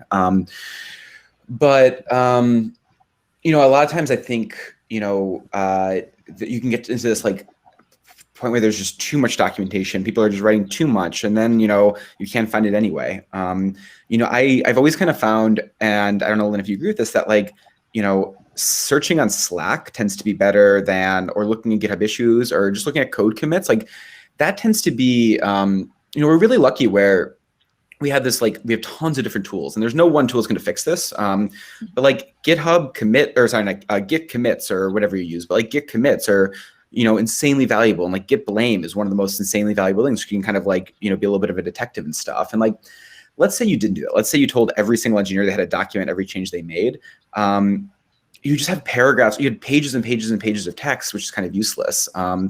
So I've always kind of been a bigger fan of, rather than forcing people to write documentation when they don't want to. And again, I say the one exception is getting started guides and making sure that people can get started. I don't think there's really, because things change so frequently and so often, that I think it's better to kind of let people rely on, being detectives to a certain extent. You don't want them to have to look around for stuff, make it too hard, but there's so many fragments and just breadcrumbs that are kind of just left in the engineering process now, because we're really lucky to have a ton of tools.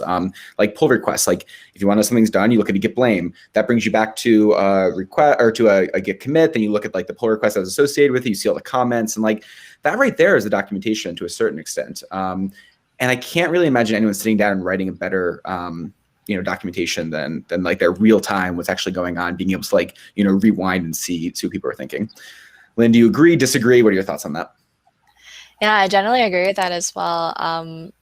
If you don't like reading it, if you don't like writing it, who is to say that everybody else wouldn't? So minimizing documentation overall, and also making things like docs searchable, especially for actually on the external documentation side, making docs searchable was a super important part of what we do. And I wish we discovered things like README, Greg's company, during those early days, because making really good UI for docs is really difficult, even for experienced engineers. Yeah, quick start guides, super, super important. And there must be better ways in terms of best practices. Maybe Greg, you can touch more on sort of external facing documentation. What are some no-nos and what are some best practices there for quick start guides? Yeah, so we have a new feature, which you didn't know about, so you weren't setting them up for this, but called recipes, because I always feel people, when they think of, if you were to think of your favorite API, let's say it's probably Twilio or Stripe, because that's everyone's favorite. And you close your eyes and you think about it, you're probably imagining their reference guides. And And first of all, you're not even thinking about the API, you're thinking about the documentation. And secondly, you're thinking about the reference guides. And I have this like belief that reference guides are both the most and least important part of documentation. Reference guides are the ones that would like enumerate every little detail, like, every parameter and the values possible for it, things like that. And I think that they're incredibly important because they're really the only interaction you have with an API. And if they have to be completely correct, you can't look at the code, you have to like trust them. But they're also they should be the least important part of your docs in a certain way because nobody wants to like, jump around your docs and reassemble API calls or, anything like that. Like I think most people, back to your question, Lynn, they want to just use it. And that sounds really, really simple, but I see so many documentation so many times. They have like 1,000 endpoints on the sidebar, but you're like, what does your API just do? Like, most APIs have like 3 or 4 things that are kind of like, the first thing you'd want to do. Like, let's talk about like Twitter's API. I'm not familiar with it, but I imagine posting tweets and reading tweets are the 2 like major things that people really want to do with it. Right. And then you can get to like maybe ads and stuff like that. But it's like people just want to do a few very obvious things, and don't make them write the code, don't make them figure it out, don't make them understand how you've like framed your API or anything like that. Like I'm a huge fan of giving people code snippets in their language, letting them copy and paste it, and we have like a code builder feature where you can like let the people type in they get their API keys already, but like they can type stuff in and all that. And like I don't know, I think a lot of times documentation is just very lazy when really what you just need is like 1 or 2 really great code snippets. And you also need the documentation, of course, but you can't just stop there. You have to like be really good at these getting started guides. We have this concept of the time to like minimum viable call. Like how do you get people from 0 to like making something noteworthy happen with the API as quickly as possible? And some APIs make that incredibly, incredibly hard to do. And not just APIs, but any sort of technical thing. But yeah. Yeah, I totally agree. And I think it's almost like a pitch too, right? Something that was really important early on was actually perfecting the external docs a little bit more than the internal docs. Because we just assumed nobody knew what we were talking about, especially if we're making this new version of YAML, this new version of everything, combining things together. You really needed to have a succinct way of getting people excited while educating them at the same time, without having them to do so much work. So actually having code snippets that can be live in a second or 2 would be really awesome. That's the perfect experience in our opinion, if we could continue doing that for multiple different frameworks. So Greg, so one question I had. So with API documentation, right? How much does automation solve the documentation problem for API? Say you have a huge number of APIs. You're building a API first company. What role does automation play in that? So you have things like Swagger and all sorts of API frameworks that we use. What role does it play, and how important is it to automate that or bring that part of the CI process? Yes.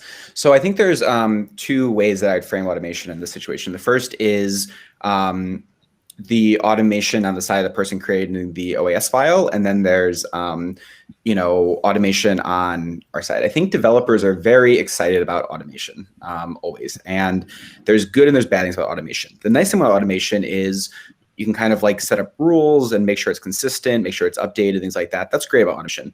But I think way too many people think that a Swagger file is enough to get started with an API. So for people who don't know, a Swagger, or now they're called OAS files, are a gigantic JSON or YAML file that describes everything about your API. And if you look around, so if you're ignoring like the really good APIs like Stripe and Twilio and Notion, all those that put effort into it, if you drop down like a level, most people just think that's enough, and they just throw what I said before, like reference guides. And that is one of the worst experiences ever, because it's basically like you have like a mini like online escape room where you're expecting people to like run around your docs and like, be like, okay, this parameter probably is sent here. Where did I get my API key? Oh, that's someplace else. And like, this goes back to what I said before, like Swagger and OAS files, they get turned into reference guides. And my mindset on this is reference guides tend to be very similar to like, they're called reference guides, and they're kind of like reference material, like a thesaurus or a dictionary. And like, you would never hand someone a thesaurus or a dictionary and say like, oh, okay, go learn this language. It's great for looking up. It's great for checking in on stuff.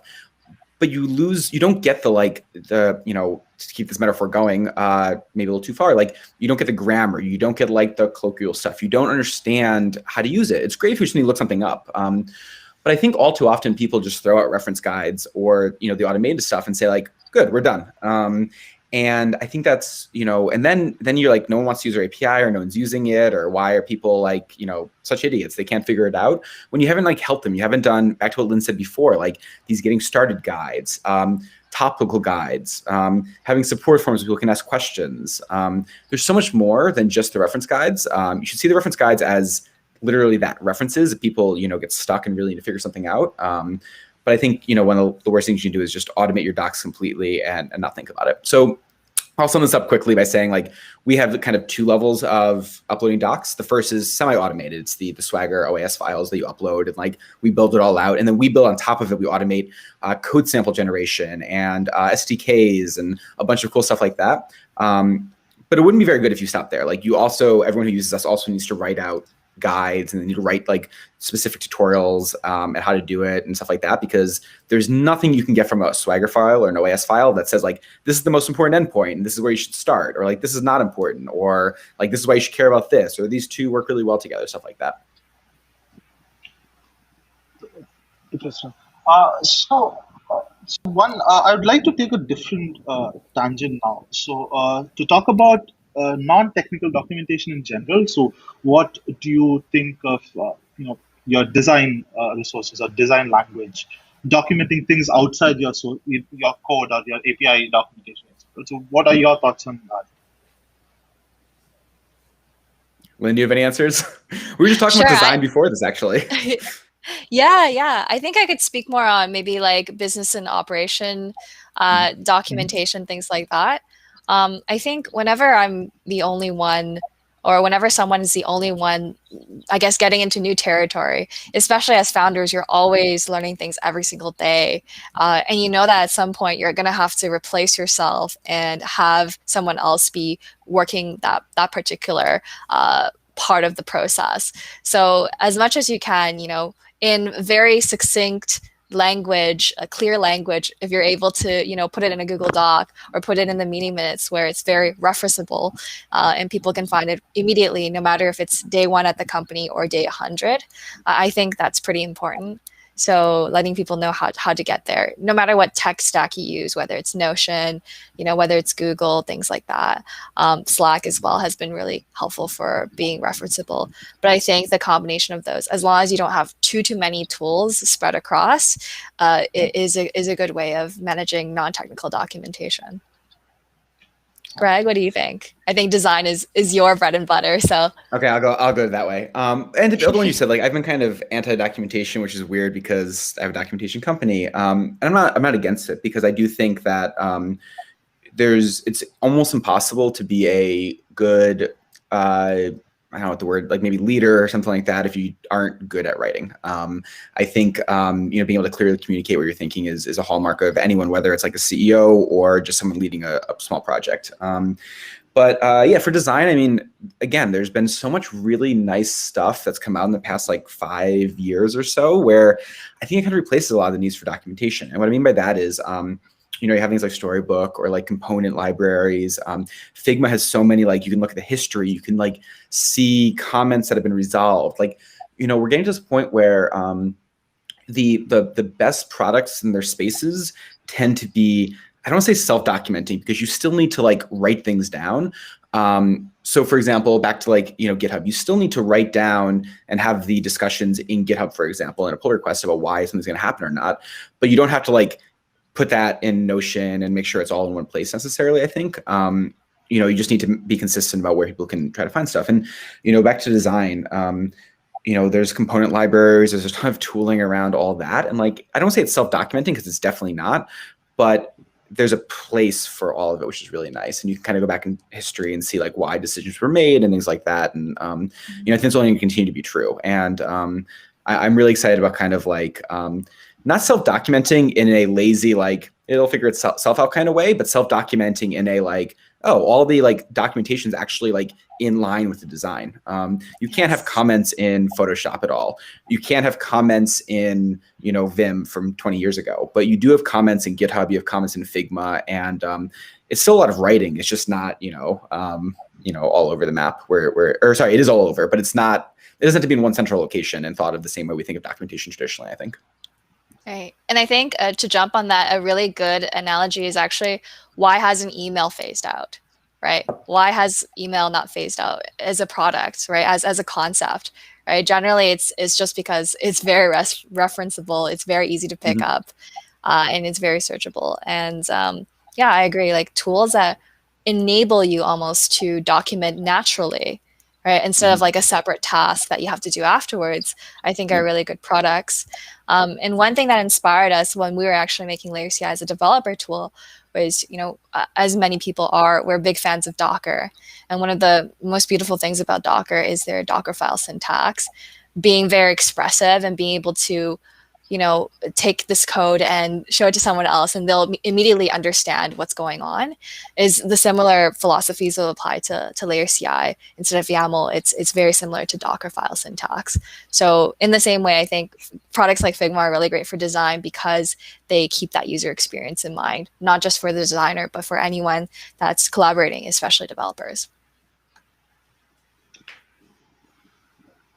I think we have a question from the audience. Will it help if documentations are videos or voice notes? Do you have any thoughts on that? Yeah. I mean, my belief is that people learn different ways. Oh, sorry, Lynn, go for it. Oh, no, go for it. I was gonna say, I think people learn in many different ways. I think some people prefer text, some people like video. My overall answer is the more places you can get stuff, you know, every little, like, put it in video, put it in text form, put it everywhere. Sure. You know, people seem to really, especially people earlier in the career, seem to really like YouTube videos about programming because you actually watch it and there's no like ambiguity. There's no like, you know, when you're translating stuff into English or like paragraphs of text from like how you're actually doing, you always miss stuff. When you can just watch someone like type it out, you're like, oh, okay, I didn't, you know, they forgot that. So I think it's great if you want to do videos, but I don't think there's like one definitive way to do it. I think just do as many things you possibly can. Yeah, I agree that if you have the resources to document the way people learn, like I saw some really great documentation the other day where you can pick a path. So you can say, okay, I'm a visual learner, or I like to read things, or I like to watch YouTube videos. I think having those choices are really great, especially because I realized from our point of view of having a lot of backend engineers that use this, they really just like reading. And they don't like the videos as much. So actually being able to cater to different user groups is pretty important. On the side of video recorded notes, I think internally we've been trying to do as little meetings as possible. And any sort of asynchronous communication adoption using things like Loom or Vidyard is actually really awesome. But also keeping in mind, will it be accessible to others? And which sort of team likes this sort of format, and how do you kind of implement that as a standard versus one person sends a voice note, the other person sends a Loom, and then the next person sends a Slack message. So as long as it's a little bit more uniform in the way you decided to approach things and everybody's on the same page, I think that's good. That makes a lot of sense. Then I have another question. In terms to bringing the topic over to open source, how do you think Is it I think raining? it's raining and lightning. Yes. Wow. I thought I was under attack. It's awesome. Yeah.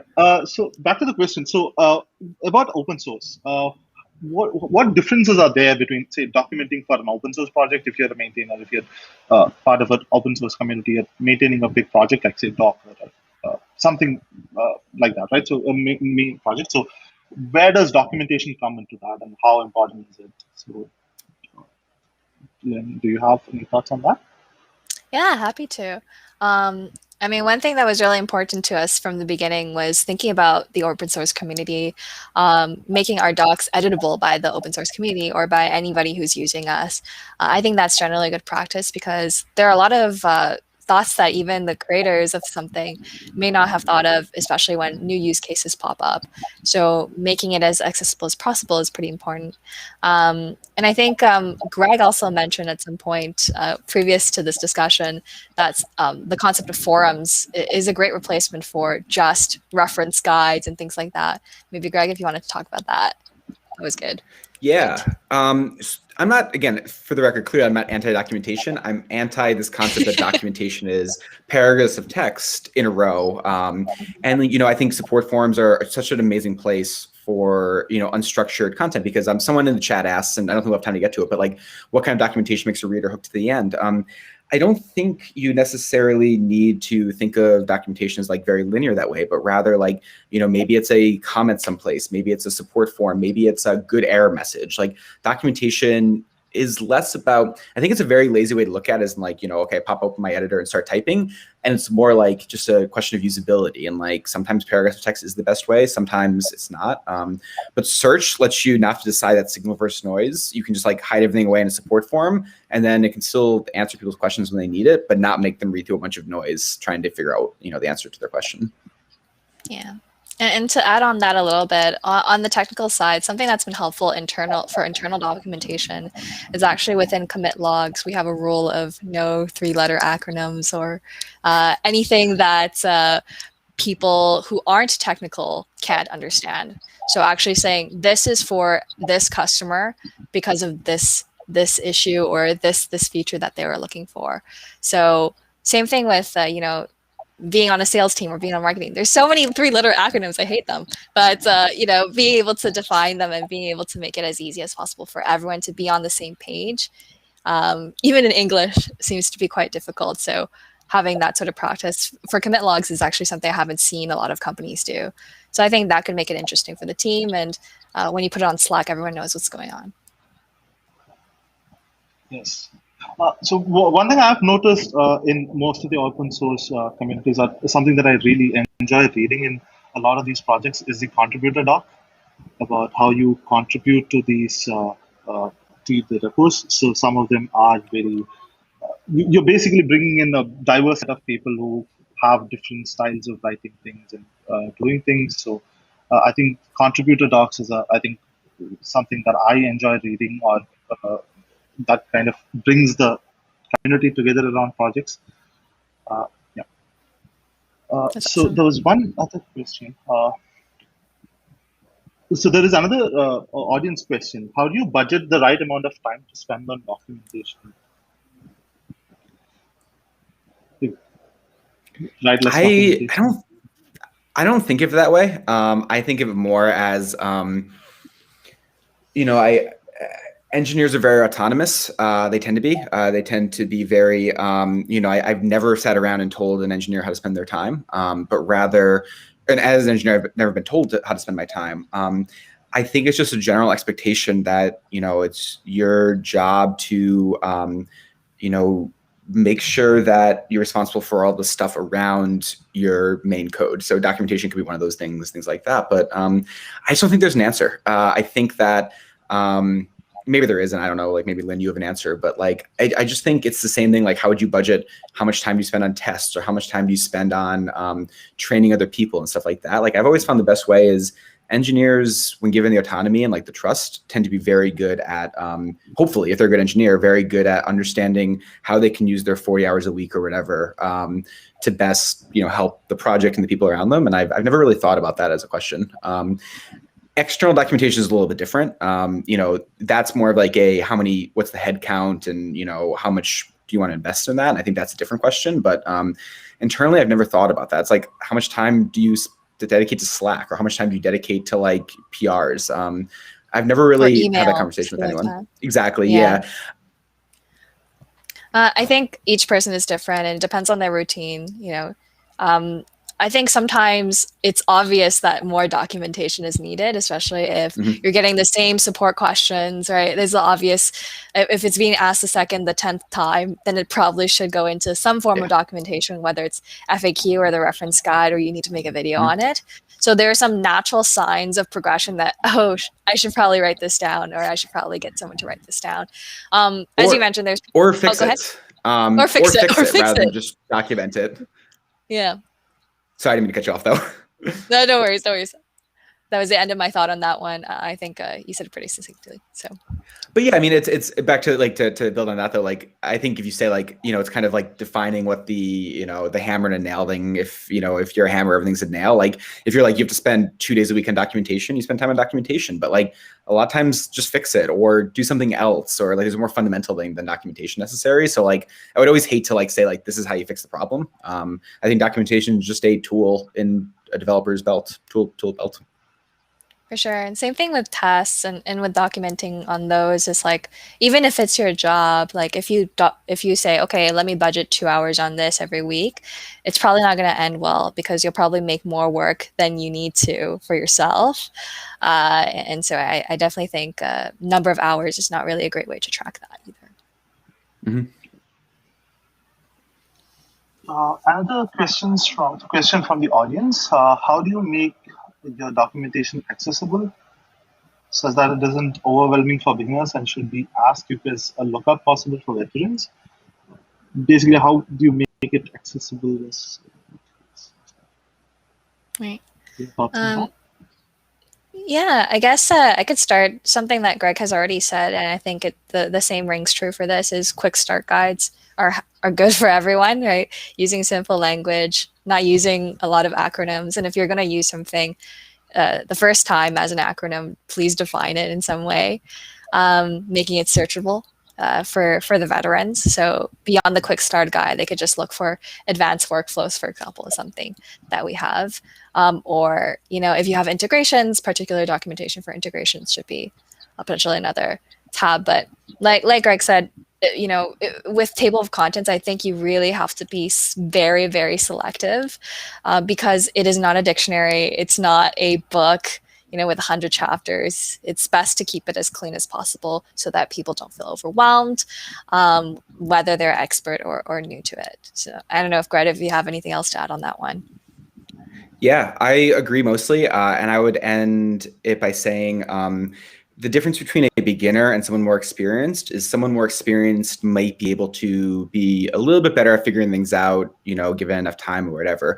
But at the end of the day, no matter if they're beginners or incredibly experienced, they don't care about your technical product. They don't want to spend time on it. They want to be as easy to think. They'll like the results and they'll be really excited about the results, but like no one, no matter how much of a veteran they are, wants to spend, days trying to figure something out. The difference is that a veteran might be able to, whereas a beginner can't. But I think if you optimize for, really getting started, like a veteran might not need it, but they're going to like it even more. Like they're not, they're going to love it, and they're not going to, they're not going to be upset that it was more complicated or anything like that. So I think it's kind of a weird, I wouldn't ever think like, there's a difference between the two people. I think it's more of a, no one wants to spend a lot of time on your API or your code library or anything like that anyway. They just want to build something really cool or get their job done or go home to their family or whatever happens to be. Right. So yeah. Yeah. And I guess also something that sparked from you mentioning that is, even if you're an expert, if you're trying to teach someone something new, what better way than to give them something easy to take a look at, right? So I think it's much more collaborative when you make it accessible. So maybe a rule of thumb to think about, is this going to be good documentation? Is someone who's an expert at this going to be able to show it to the next person? Absolutely. So I think we are running out of time. Greg, do you want to summarize and have a few last words about documentation in general? Not really, other than I think that, my company, even you go to our homepage, we say we do documentation and all that, but I think that's, very prescriptive as a solution. I think the real answer is usability for developer tools has such a gigantically long way to go. Documentation props it up a lot, for better or for worse. And I think there's a lot of different ways to make your API, code library, whatever else incredibly easy to use. It might be documentation, it might be more interactive stuff. I think, at the end of the day, I don't like using the word documentation as much as I like, the concept of like usability and just really being really thoughtful about that. Lynn, what are your thoughts? Yeah, I definitely agree with Greg. And I guess the thing I've been trying to hit home is as little documentation as possible. If you could avoid it, start with good code, start with good practices, start with good people, and the rest will follow. And definitely consider asking yourself questions on user experience more often. I think that's the thing that we should continue talking about when it comes to the word documentation. That's not just about writing, but rather writing for usability. All right, guys. Thanks a lot for joining us for the discussion, for the panel. I think it was a very insightful conversation. I'm really glad that you guys were here. Yeah, thank you so much, Vishnu. We really appreciate it. Thanks, Vishnu. Thanks.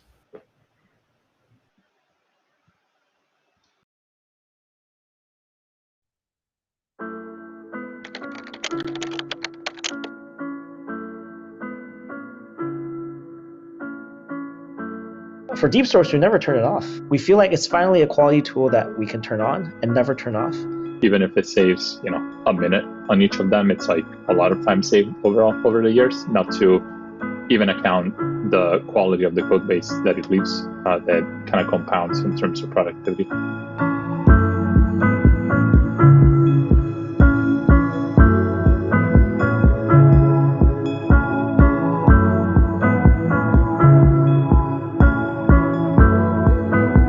I'm an engineer at Grid AI and also a personal angel investor as well.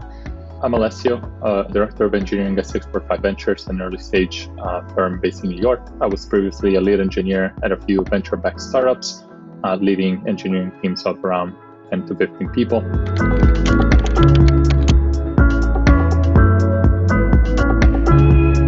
I've been using it every day for a while. I think probably at least 6 months now, probably 5 to 6 months now. Yeah, something in that range.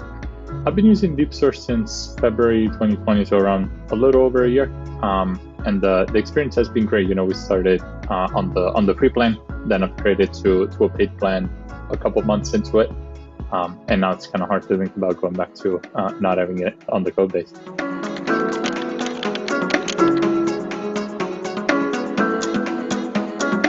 The biggest trouble is to code review at a startup. You have to move fast. We have a bunch of bugs that we just keep committing into our test coverage. We have to delete code, we have to reintroduce code. Like it's just a lot of churns, right? But at the same time, it's not just like catch problems, because there's also a bunch of tools that can help you catch problems, but they're usually very noisy. DeepSource gives you the opportunity to actually fix them for you. So I don't know how many times I just keep clicking on, generate, fix, and merge.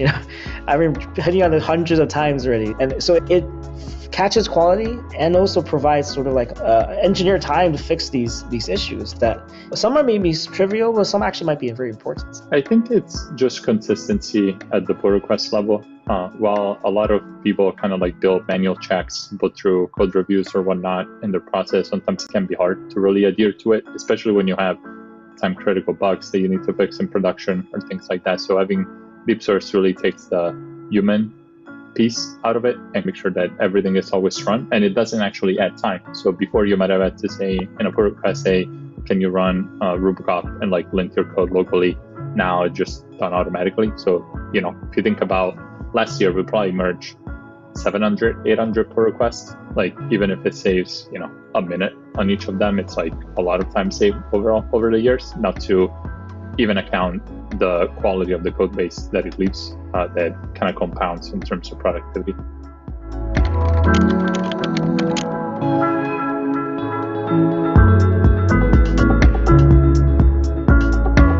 Well, DeepSource, it shows up in our GitHub PR all the time. So before DeepSource was like, did you run the tests and did you see any bad errors? That's it.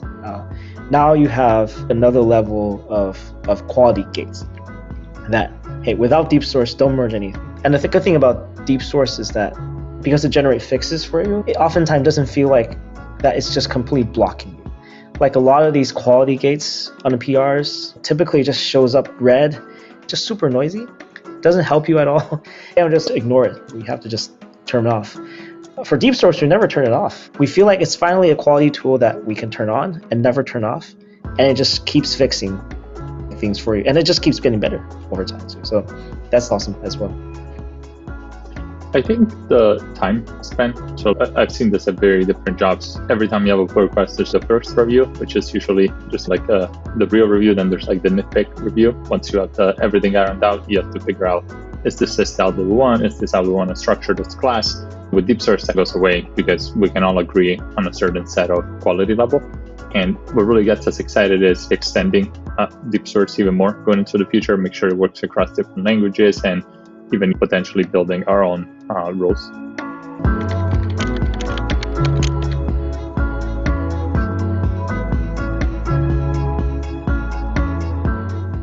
I wish Autofix just exists in my IDE. Like a lot of things are not fixed by your existing tool sets. Just one click.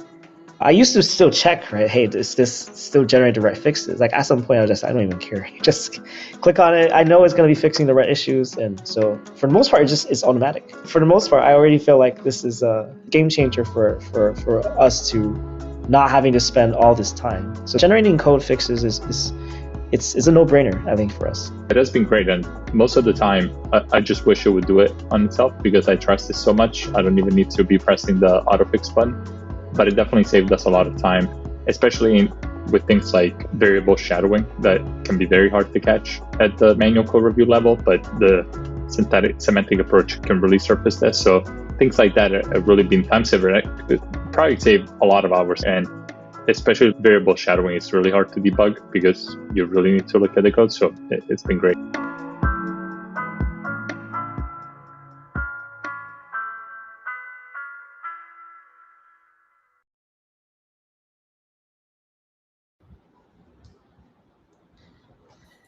Hello, welcome to the workshop for Autofix and Transformer. I'm Srijan and I'm going to be talking about Autofix, and this is my colleague Rahul, who's going to be talking about Transformer. So in our previous talks, we have heard people talk about how documentation and how style issues and everything is important when you write code. So over to Rahul, who's going to introduce Transformers to us and talk more about that. Hey, hi everyone. Welcome to DeepSource Next, and thank you for the introduction, Srijan. Such a pleasant experience to be here. I am here to talk about transformers. So let me start with the introduction. What exactly are DeepSource transformers? So DeepSource transformers basically are tools which allow you to put code formatting on autopilot. That is to say that you no longer have to worry about running black or GoFumped before pushing out your code to a branch. DeepSource will automatically take care of it. And I want to go into a little more details, but before that, I want to spend a little bit of time on why would you want to run code formatting tools at all? Why should your project adopt a code formatter if there isn't already one? So, and I think fundamental to this is one of these tenets of programming, which I think all of us do believe to be true, is that the code is read much more often than it is written. And following that, it makes sense that the developers prioritize the act of reading code above the act of writing it. But that begs the question, how do you make code more readable? I agree that this is more of a subjective question, like you can have your own personal preference, but I think there's a lot more to the picture than just subjective preference. I think that we all agree, like there are some non-controversial norms we all agree to say that the code should always be indented. For example, you would never want to read a code which is not indented at all. So there are some objective truths to this, and that is how all the language communities have come up with their own specific set of guidelines, which sometimes are strictly enforced, as in case of the Go ecosystem, or not so strictly enforced, as in case of Python or JavaScript. But other than that, what a style guide allows you to do is that you can be consistent with your code base. And being consistent is super important. I think David Chen, in his book, Practical Go, nailed it, and he put it better than I could ever. So he says that when he talks about the Go ecosystem, wherein they very strictly enforce that all code should be formatted in a similar way, he says that when you format the code in a similar way, this removes the friction of learning a project-specific dialect and helps spot mistakes because they just look incorrect. That's awesome. You just look at code and you say, that's not right. And then maybe you get a bug. So I think I have successfully made a case that running code formatters will help you make your code more readable and will help you with with context switches, especially in terms of projects, hopping from one project to another. It will help you make the code look more familiar, and that will help you understand the code. So with that out of the way, now I think that we understand the importance of running code formatters. How do we enforce this? How do we enforce this specific set of guidelines, which are language specific?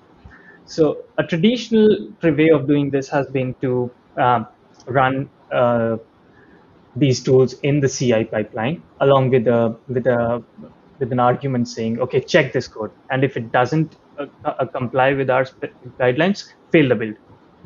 And a typical workflow with this would look like a user would write some code, commit it, and push it to a branch, and wait for the CI to build.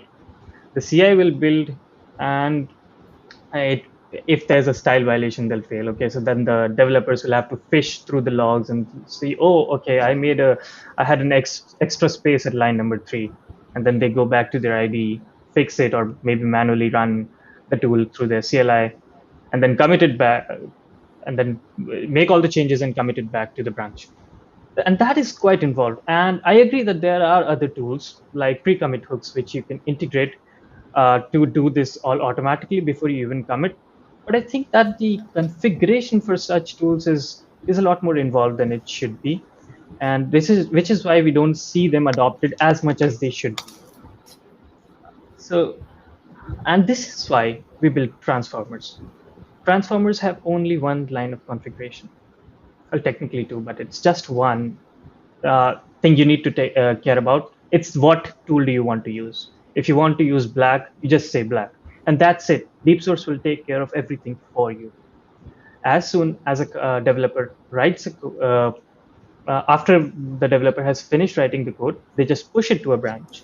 And after the commit has been pushed, DeepSource checks like whether or not that commit complies with the specific guidelines set by whatever code formatter you're using. If it doesn't, DeepSource runs that tool for you, say black. It runs black on the code on the incoming code, and then it pushes the results back onto the branch itself. And all of this happens automatically with no manual user intervention. So it's completely out of the way, logged out of the user, and all the user has to care about is that their build will never fail because of a style violation again. And so I think like okay, so I'm mostly done with like how this workflow would look like. I think it's time for a demo. Maybe let me show you how can you enable the transformers on your own repositories and run code formatters on autopilot. Share my screen. I'll just share my screen. Okay. Screen 1. Okay, I'll wait.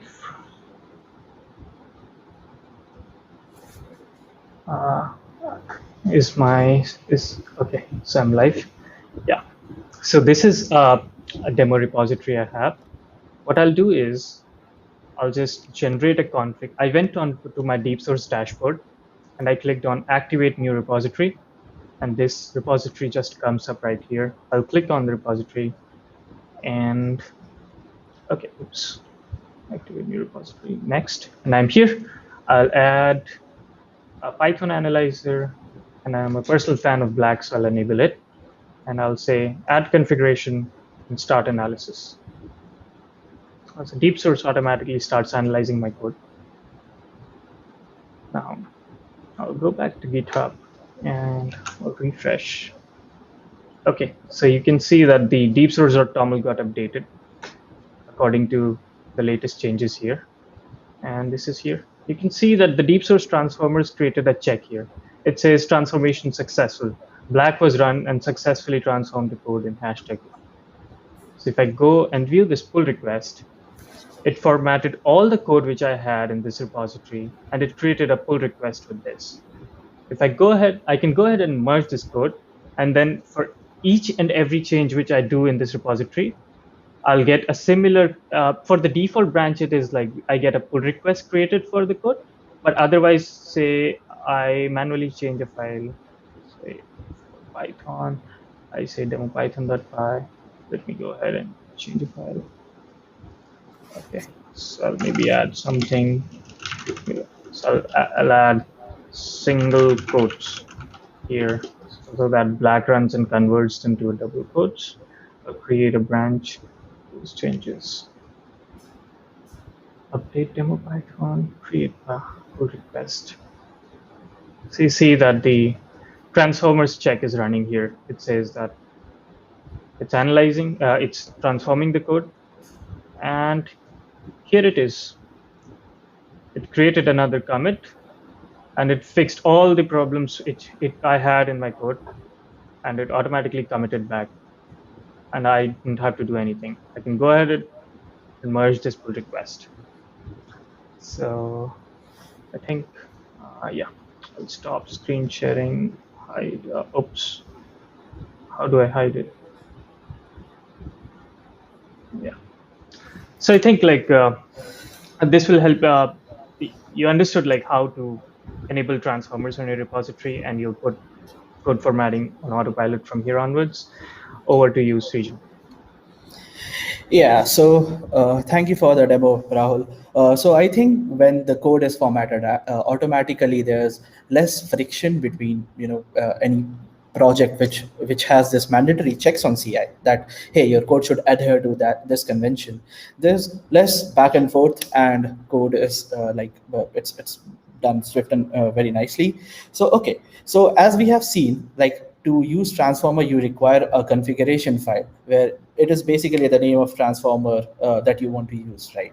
So DeepSource, when DeepSource started, it was just detecting issues in your code. It was detecting issues like code spells, performance issues, security issues, anti-patterns, bug risk, issues like these. So when we looked at these issues, we realized, hey, there are a lot of issues here which can be fixed effortlessly. For example, from the top of my head, if we talk about Python code, there are unused imports in your code, right? So those doesn't require much of an effort to fix in your code. You just have to visit the file and you just have to delete the unused imports, right? But we noticed that people, they rarely, actively, they did not fix these issues actively because they were in a huge number. There were a huge occurrence of such issues in the code. And this was not basically something which is breaking your code, right? So they deprioritized it. So then we thought, hey, why don't we have something which can automatically fix these issues? And that's how the concept of Autofix was born. So for Autofix, you don't require any configuration at all. So as soon as DeepSource detects an issue, and if we are able to fix an issue, we show you an option, hey, you can go ahead and automatically fix this issue. And it's just like the transformer workflow. Since transformer works in autopilot mode, there's no user interaction at all because the tools Black and isort and autopipette, these are like, they have pretty straightforward fixes which adhere to a convention. For example, in Python, it's pipette guidelines. And in a community like JavaScript, since there is no like rigid convention, styling convention. There are different conventions. So tools like formatters for JavaScript are famous. So for Autofix, there was a second point that, hey, users might want to fix some issues and might not want to fix some other issues.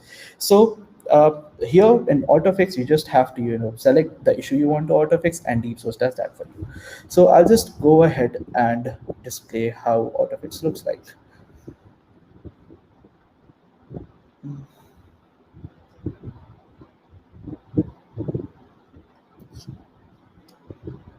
Okay, I think my screen should be visible. So this is the same repo that Rahul was using. So when you go here, you see the DeepSource dashboard and all the issues that were reported. So if I go to some issue, let me just click on all issues here. And for example, let me just see this issue. It says you can just merge the is instance calls here. So there are two in this if statement. There are two is instance calls. So basically, I'm checking the type of changed files. If it is tuple or list, do something. We are doing some operation. So what DeepSource tells me is I can let me just decrease the font size so that I can show you a description. So what DeepSource tells me is I can do it like this. You can have just one is instance call, and both the types can be passed as a second argument as a tuple. So issues like these. So these are very straightforward to autofix. So when you go to the DeepSource dashboard, and when you scroll through the issues, you will see there is an option to autofix with the issue. So some issues have these options, and some doesn't have these options at the moment. So the issues that DeepSource is able to autofix, we show this that you can go ahead and you can autofix this issue right ahead. So let me go to the same occurrence. So when I click on autofix, it will show me all the files for which this issue was raised. So if it were here, it is raised in only one file. If it was in more than one file, you can go ahead and select and deselect all the files in which you want to prioritize fixing these issues. So when I run Autofix in this file, DeepSource is gonna take some time and generate fixes here, and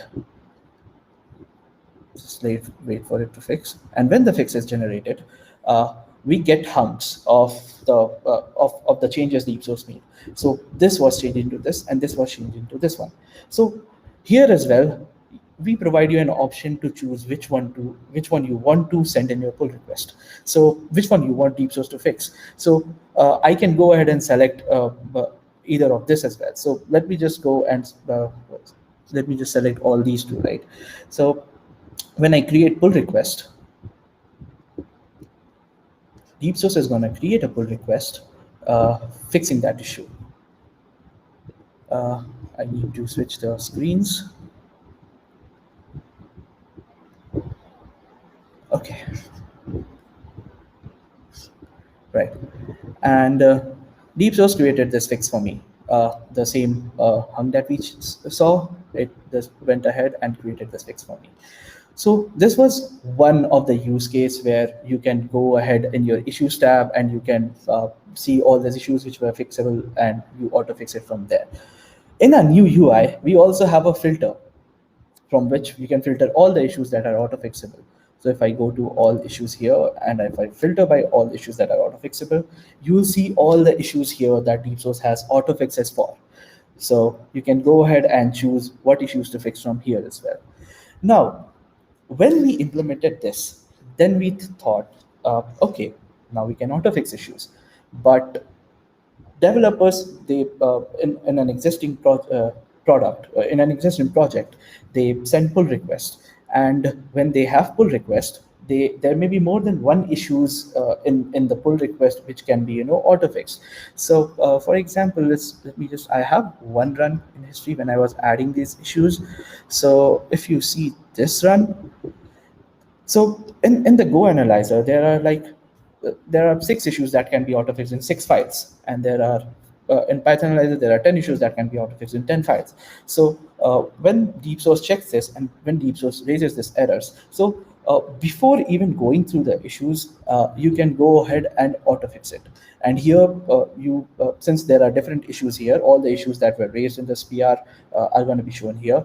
And you can select and deselect what issues to auto-fix. So these are issues that you can select and deselect to auto-fix or not. And then when you run auto-fix on a file, it's going to take some time and generate auto-fix for all the changes, all the issues that were fixable in your pull request. And when it is done, just wait for it.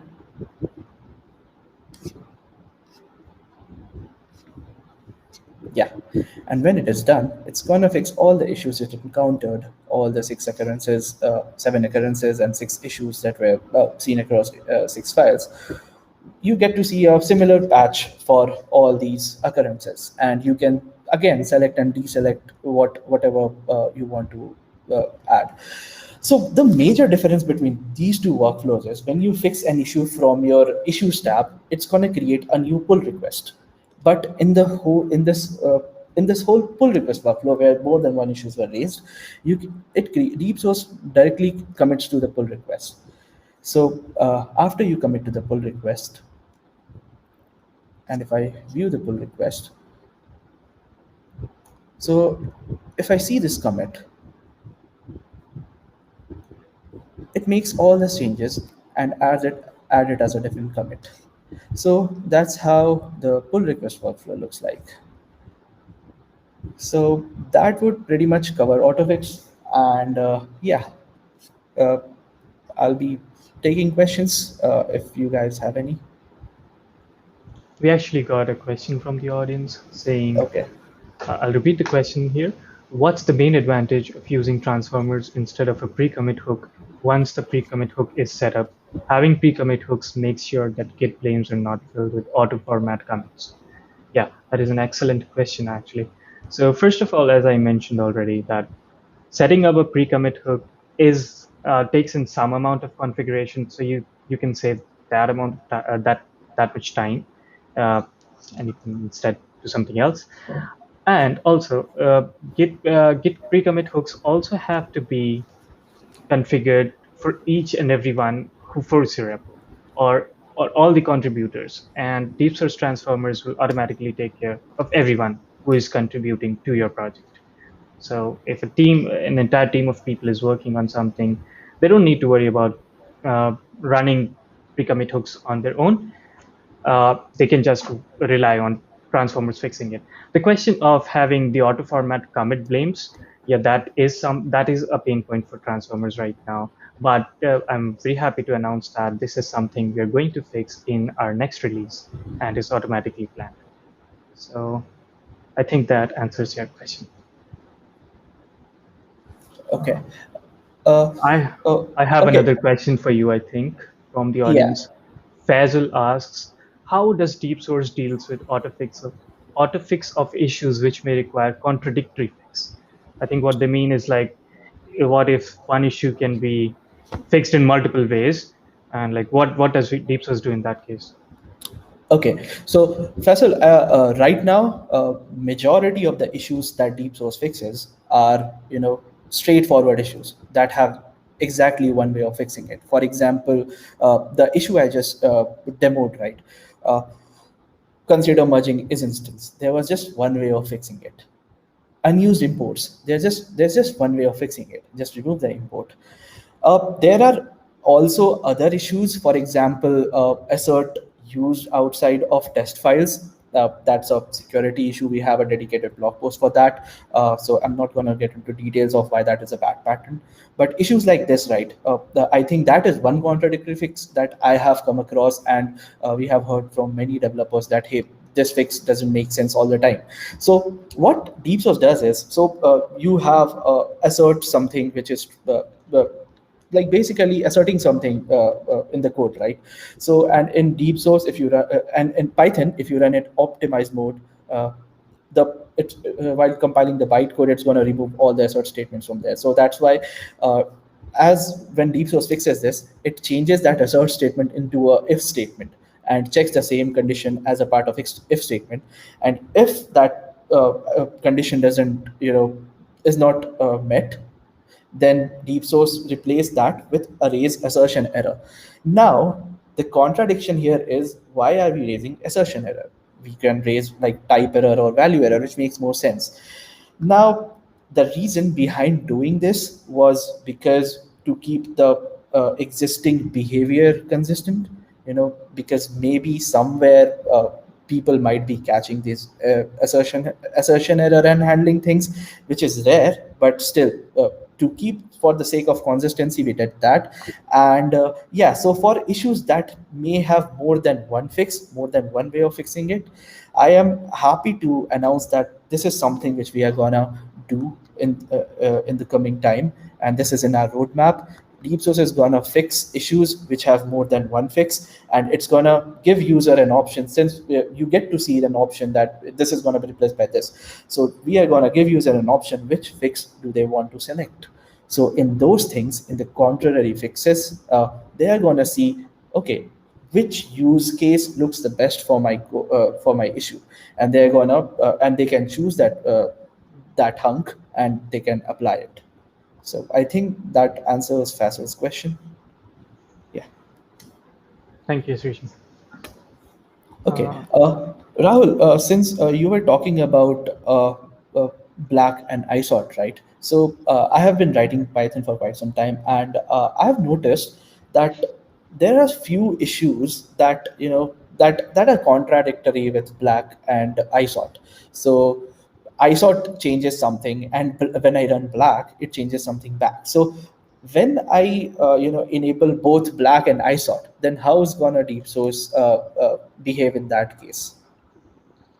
In that case, there are actually different modes in which ISOT can be operated. Black is actually not at all configurable. I mean, there are very few things which you can change, very few knobs that it provides. But ISOT has many modes, and I think like the one way DeepSource handles all of these is that it stabilizes all the outputs. So if you have, say, 5 or 6 code formatters enabled for any repository, say you have YAPF, Black, ISOT. So DeepSource will try to stabilize the code output by running all of them, and this is we have determined the order in which they should be run, ideally to get a stabilized input, a stabilized output. And once they are run, DeepSource will complain if the output cannot be stabilized at all, which is possible in some cases where, say, Black will undo the changes ISOT does, and then ISOT will do it back again. So in that case, we cannot do anything, and in that case, we'll report an error. But in most cases, the output can be stabilized, and DeepSource automatically take care of doing that, and under the hood, and user need not worry about that, and they can just rely on the transformers, and that will work out of the box automatically. Got it. Yeah. Okay, and I would also like to let you guys know that as in the coming time, we are going to add support for more languages. So right now we have primary support, transformer support for all the primary languages that we analyze. And in coming time, we are going to add transformers for other things as well. We're going to add transformer for shell, and we are going to add transformer for other languages that we are going to support. So yeah. Yep. In addition to the transformers we already have, that is Black, YAPF, ISOT for Python, GoFumt for Go, standard RB for Ruby, standard for JavaScript, and Prettier for JavaScript. I guess that's it. Yeah. I guess that's it. This was great talking to you all. Thank you very much. Goodbye. Have a good day.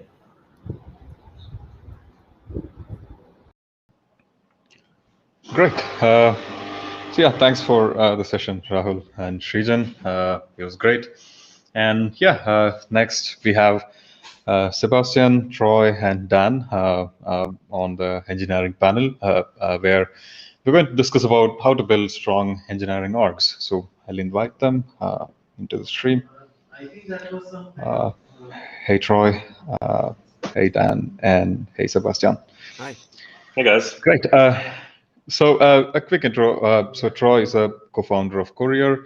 They are into API, notifications API, and Dan is VP of Engineering at Replit. And we have Sebastian. He was a co-founder of Docker, and now he's a co-founder of Opstrace. Great. So let's get right into it. To start with, one of the questions which, wanted to ask was, in the initial days, generally founders write, they say, the first lines of code or build the first versions of the product. At what point did you hire your first engineer or first couple of engineers? Probably, we can start with Sebastian. Sure. Yeah, we were very small when we started.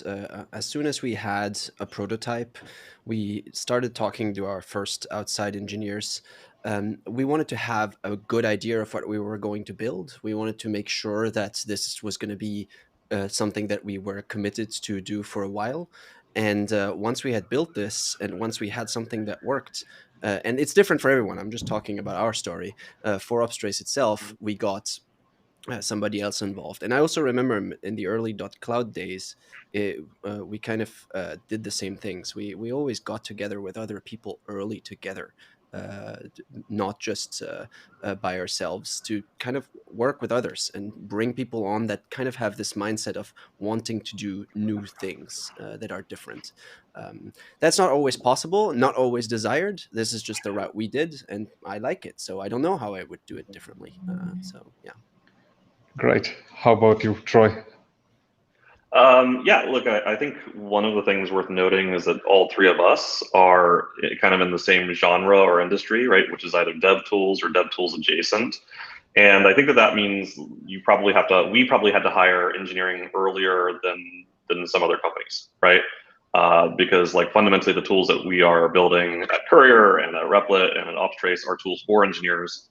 And you kind of got to build enough that's got to be better than what they would just build themselves, right, in a weekend. So there's a lot of great content from Eric Ries and Lean Startup around, hey, don't build stuff, right? Just throw together some web forms and stuff. And I think that's maybe really good feedback for certain verticals, but for dev tools, I don't think that you could really get away with that. Great. And Dan, do you have anything to add? Yeah, I'm talking from Replit legend, but there's some magic that comes from having a team of 3 to 5 people building for a long, long time. So for Replit, that team was Amjad, Haya, Ferris, and Turbio for many years. It was just the 4 of them, and a lot of great things came out of that. Great, yeah, that's great to hear all of your stories. So apart from saying the first founding engineers, apart from say the programming skills, what else do you look for? Sure. Who wants to go first? I'll throw something in here. I found those first few hires to be really challenging, not just in finding the right person, but finding somebody who will agree to do it is frankly pretty crazy, right?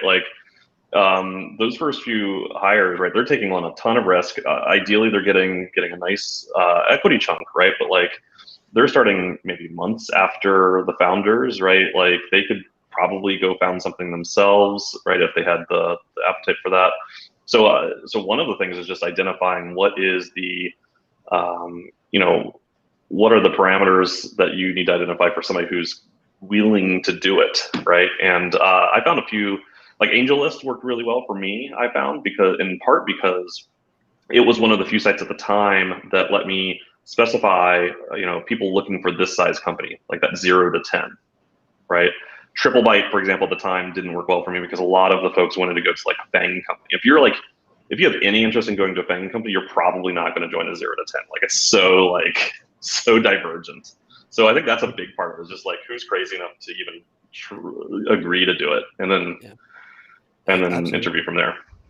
And often I find that just for finding a co-founder, it usually is finding people that you've worked with before, people that that will trust you to execute on something, or at least try out something with other people, versus necessarily just putting. It's very hard to just put a job posting out there. It's possible. Lots of people did it successfully. I know a lot that did it this way, but it's kind of you want somebody who wants to try something very new, and I think definitely I've never seen somebody come from like a FANG company do it or something. But it exists too. I don't want to. Everything exists everywhere. It's a big switch. It's a big switch. In developer tools, hiring from your community is also very powerful.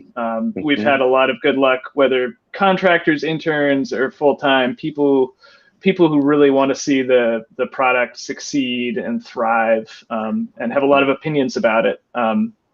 They'll be crazy enough to do it. Yeah.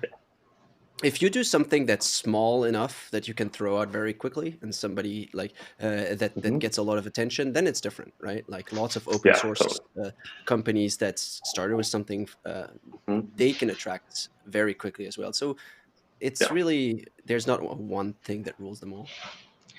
Great. Yeah, that's good to know. Like, in the same lines, say, for example, the initial set of engineers are formed. Like, in the beginning, generally, there are not much process around, like, just scrappy, like writing code, pushing it, deploying it. So what are some of the early processes which, like, you put in place to, like, build a good engineering team? Like, maybe you can start with Dan.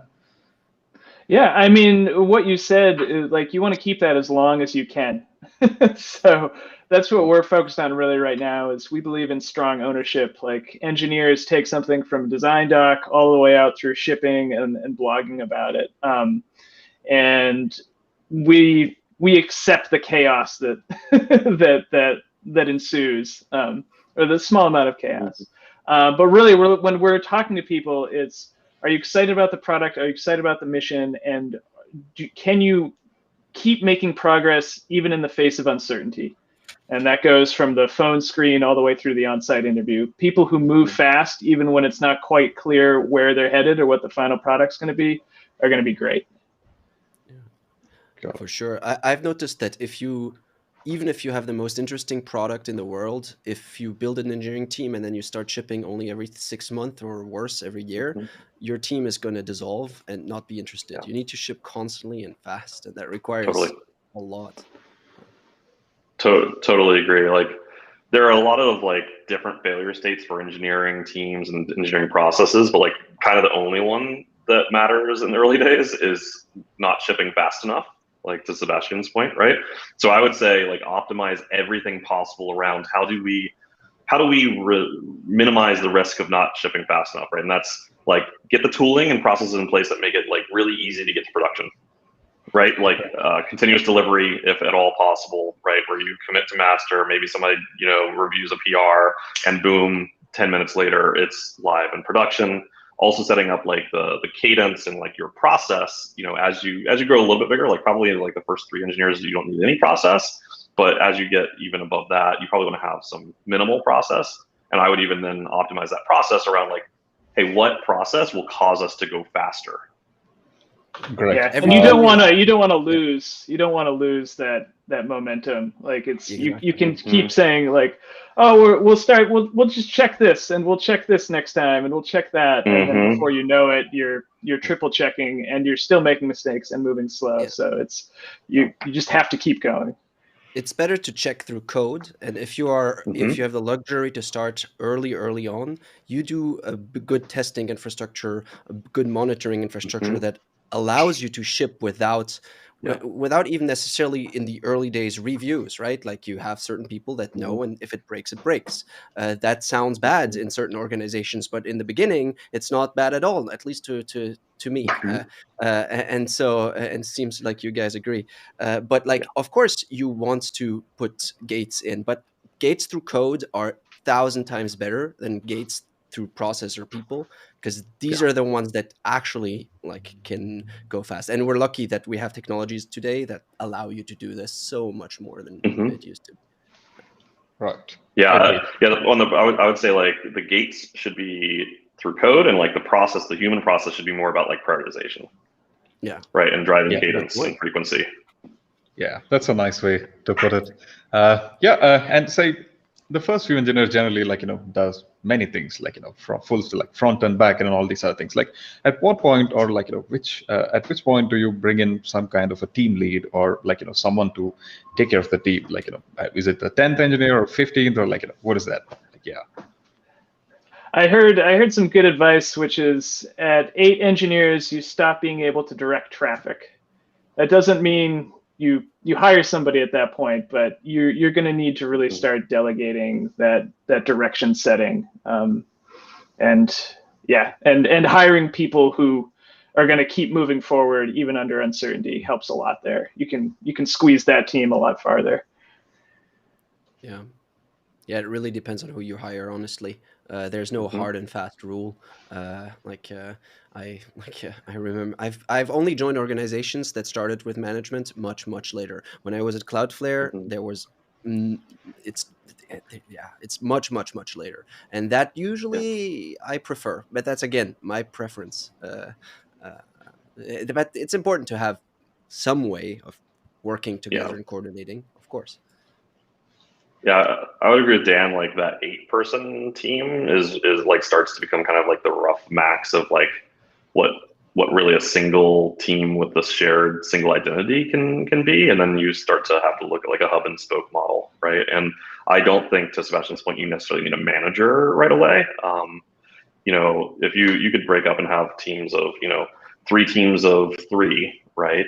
And they could each have kind of their own processes, as long as you do have somebody on each of those teams who's might not be a manager, but is self-motivated, I guess, and has some organizational skills and communication skills that can kind of help make sure that it continues forward.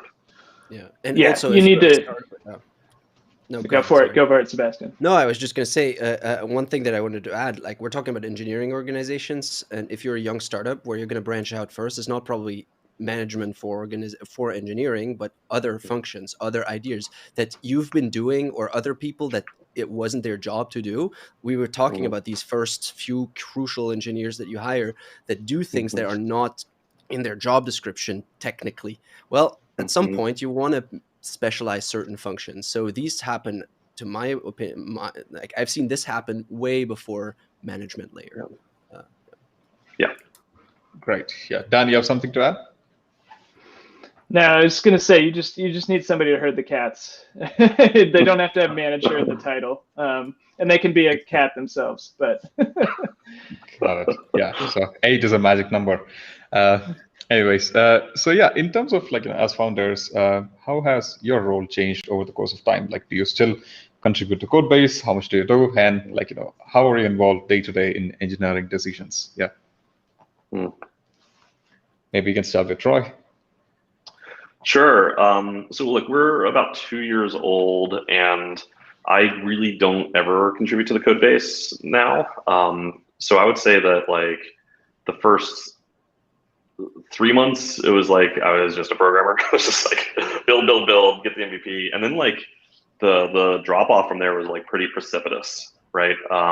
So as the CEO of the company, right, it was all of a sudden like, okay, now like talking to investors and talking to customers, and as we grew, like I primarily hired engineers for like the first, quite a few hires. And so I kind of just shouldered everything else. And so I would say by like month 6, less than half of my time was engineering. And then by the end of like year 1, it was like a negligible amount. Every now and then I'll hop into like a side project or like a open source repo or like, committing to our website, but like the core backend stuff, I'm not making commits to anymore. Yeah, I don't have much to add to what Troy has to say, except that for me, it took me quite a bit of time to get rid of like, to say, I'm going to stop focusing on how we build things and how these things are connected. From a high level, I love it. And even I love the intricacies of them, but like, I try to reserve. I used to constantly say, oh yeah, we should do it like this or like this. I stopped that. And I hope that my engineering team can tell me, yeah, he stopped telling us how to do things, because I think it's good. I think that's why you have other people, and you need to focus on other things. And it comes like Troy said, it comes fast and maybe earlier than you think. Got it. Dan. Yeah, no, we've got a bias towards people being hands-on at all levels at Replit. So when I started, I was deep in it for many months, and then it was a much more gradual phasing out for me. And Amjad, the founder, was co-founder, was deep in it for a long time until he had to say, okay, if I have to touch the code, we've screwed up somewhere. Somebody's not watching something, and he had to say that because people love to build. They just love to build. Yeah. By the way, I have to add that it helps to have very technical co-founders in teams, right? It's not always the same. Sometimes the CEO is the technical person. Sometimes multiple people are the technical person. So yeah, so to each their own. Got it. Great. That's great. And there's this thing on move fast and break things. Nowadays, it's more about move fast with stability. So what kind of process do you or what kind of things do you put in place to ensure, say, code quality? Testing. Lots of testing. We talked about the gates, right? That's one thing that we're obsessive about at our, we're building an open source project and we want to make sure that it constantly works. So we try to make sure we test everything. We release often. A lot of it doesn't matter if you build a SaaS or something else. If you release all the time, I think things will be safer. You break things if you don't release all the time, in my opinion. The smaller the releases, the more tests, the better the monitoring and these things, the less problems you're going to have. So it's move fast and break small things. That's it. I'll leave it there. Yeah, our motto is move fast and pay attention. Yeah, that makes sense. And you don't pay attention when you're shipping infrequently, but if you're constantly deploying, it's just part of your life, totally. Really. And having a good post-mortem process for the incidents that do happen is really worth it. That's where you learn so much, and you get better. You get a lot better.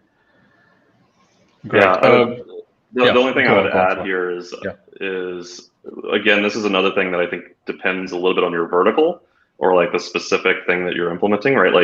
I think that there are some apps or products that you could build where I would probably say you probably should just move fast and break things, right? And I think the social space, productivity tool space might still be the thing you want to do, because the impact of breaking it is maybe smaller than certainly Opstrace and Courier are both 24/7 live, being sent messages, programmatically, not by a human. A human's not the one constantly doing the thing. And so if you break that, you could have millions and millions of failures without no one's able to say, oh, I'm just going to stop doing that and I'll come back to it later. So I think you have to balance it based upon how is your product actually used. Great. Great. And one other thing is as and when teams grow, what I've seen is when you, after your engineering team, you hire marketing team and sales team. In general, the communication is not really much. Engineers kind of do their own job and they don't really talk to each other much. So what do you think you have done to probably encourage this between teams? Maybe you can start with Dan. Yeah. Encouraging people to talk to each other. Yeah, between teams, between say marketing and engineering, or sales and engineering. Yes, I mean the big secret is to stay as small as you can, as long as you can. But after you cross that point, I've found my role more and more is to just let people know, oh, hey, so and so is thinking of building this when I'm talking to business or marketing, and just gently nudge people together. It works wonders. And yeah, it's as straightforward as that. I mean, in our case, we're not at that stage at all. So I've only done it at other people's companies, and there's many different ways to do it, but it's not keep an honest, open communication, right? Line between people, and remember that everybody's human, and that's it. Yeah, I would say it starts with transparency first, right? My interest, if I'm an engineer, my interest in what's going on in sales and marketing is going to first be being able to see and check out what's going on, and then being able to engage is a next level of engagement. So if you don't have the transparency in place, it's really hard to get that engagement. So first, make it really, really transparent, so that if somebody's just curious or interested, it's easy for them to get that information without having to have like a Salesforce account or whatever it is, right? So they can get that. And then just find like ways to incentivize things.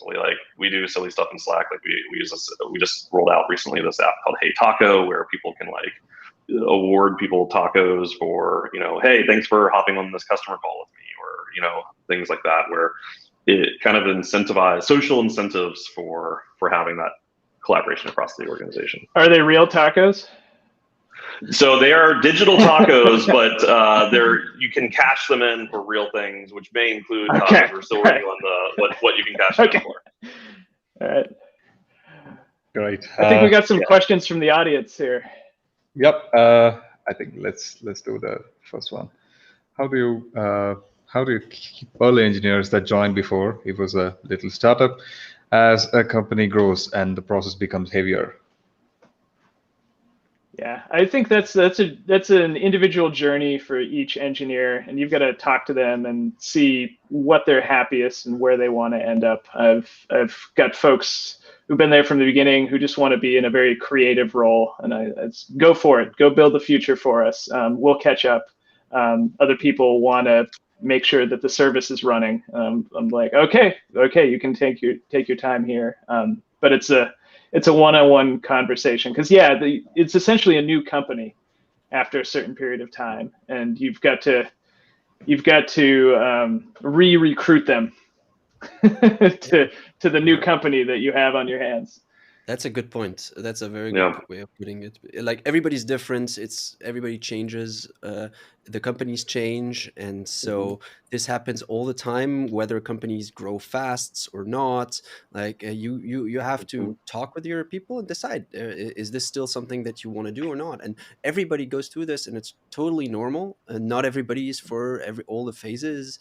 I myself in different companies, I've only done certain phases, and it's fine. Like as long as you have fun and and both sides know what they want and things are clear and open.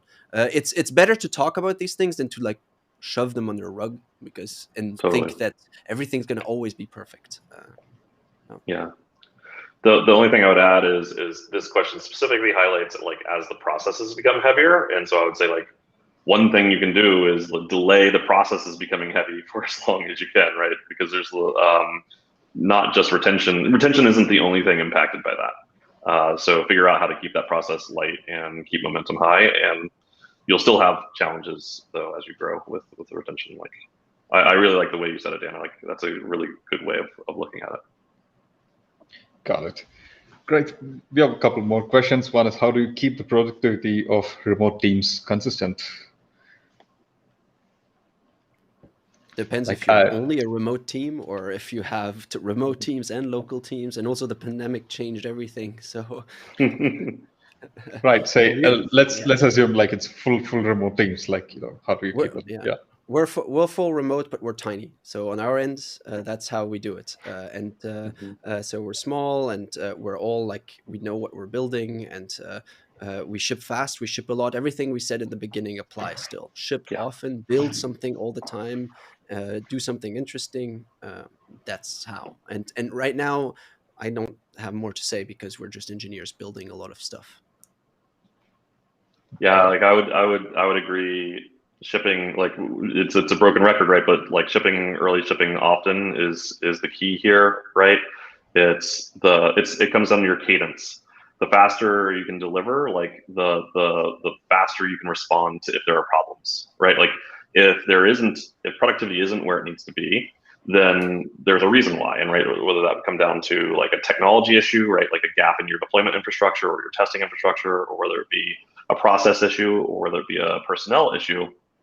The faster, like the smaller the increment, the less off you can be, right? So like if you're setting up, like we do weekly cycles where we expect to deliver, like every engineer to deliver customer value every single week, right?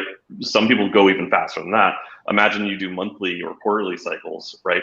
If you're 10% off or 30% off, you could be off by way more than if you're that percentage off over the course of a week. So like condense your cycles and you will be able to identify those productivity issues faster, fix them, and they will have a lower impact when they do arise. and also the things on which the engineers are working on adjusts, and they can shift things if they don't like what they're doing, right? Instead of being stuck in a project for 6 months, which drives Yeah, everyone totally. insane. The manager Totally. and the engineer, everyone. Right? Yep. Yeah. And we've had to make it really okay to talk to people. We've got a lunch roulette bot, so you're talking to random people for lunch on Thursdays, and we've got various tools we've built to make it really easy to pop into a meeting, and just you've got to push on that communication, because otherwise everyone will just sort of go off into their corner. That's true. That's true. You have to push at all sizes, I think. Great. So I think let's take one last question and we can wrap it up. As an employee, what kind of culture should you look for a resilient org, or what do you look for? Yeah. If I were to go get an engineering job right now, I would look for places that are doing all the things we said, shipping often. I would also ask what their post-mortem process looks like. What happens when things go wrong? Do you learn from it, or do you cry about it or yell about it? Those are the two things I would look for. Yeah. Yeah, I would. Go ahead, Sebastian. Oh no, okay, I can. Sorry about this. I would say I'll give an example for another type of job. Imagine you're another engineering job in SRE. Then I would, since I would ask about how the on-call rotations work and the monitoring process and everything. I wouldn't necessarily run away. It was bad, but I would want to ask, okay, can I fix it? Can I actually? Are you open? Like if it's small, it'll be easy to fix. If it's a good big org, probably harder, of course. But like, that's otherwise will drive you insane. Like, one thing I would add is, for a lot of us that are like working in tech, working in venture-backed tech, like we maybe take it as a given, but for like the majority of software engineering jobs are for companies whose primary business model is not selling software, right? And probably the easiest thing you can do to like have a better engineering culture is work for a company whose primary business is building and delivering software. So if that's an option for you, if you're looking between two companies, like there's a bunch of stuff you have to do well after that, right? But the incentives are so much better aligned for a company who like software is the thing for them, right? Than if it's a like cost center to help enable this other business line that they the thing they actually care about. Got it. Thank you. Perfect. So yeah, thank you so much, Troy, Dan, and Sebastian. Like it was really great. And yeah. Thank you very much. Yeah, thank you. Thank you. Thanks for having us. Bye. Yep. Cheers, guys. Great. So thanks everyone. After this, we have a workshop on code review automation from Shaurya and Vishnu from DeepSource Engineering. So yeah, probably in a few minutes. Hey, hi everyone. Hello everyone. So,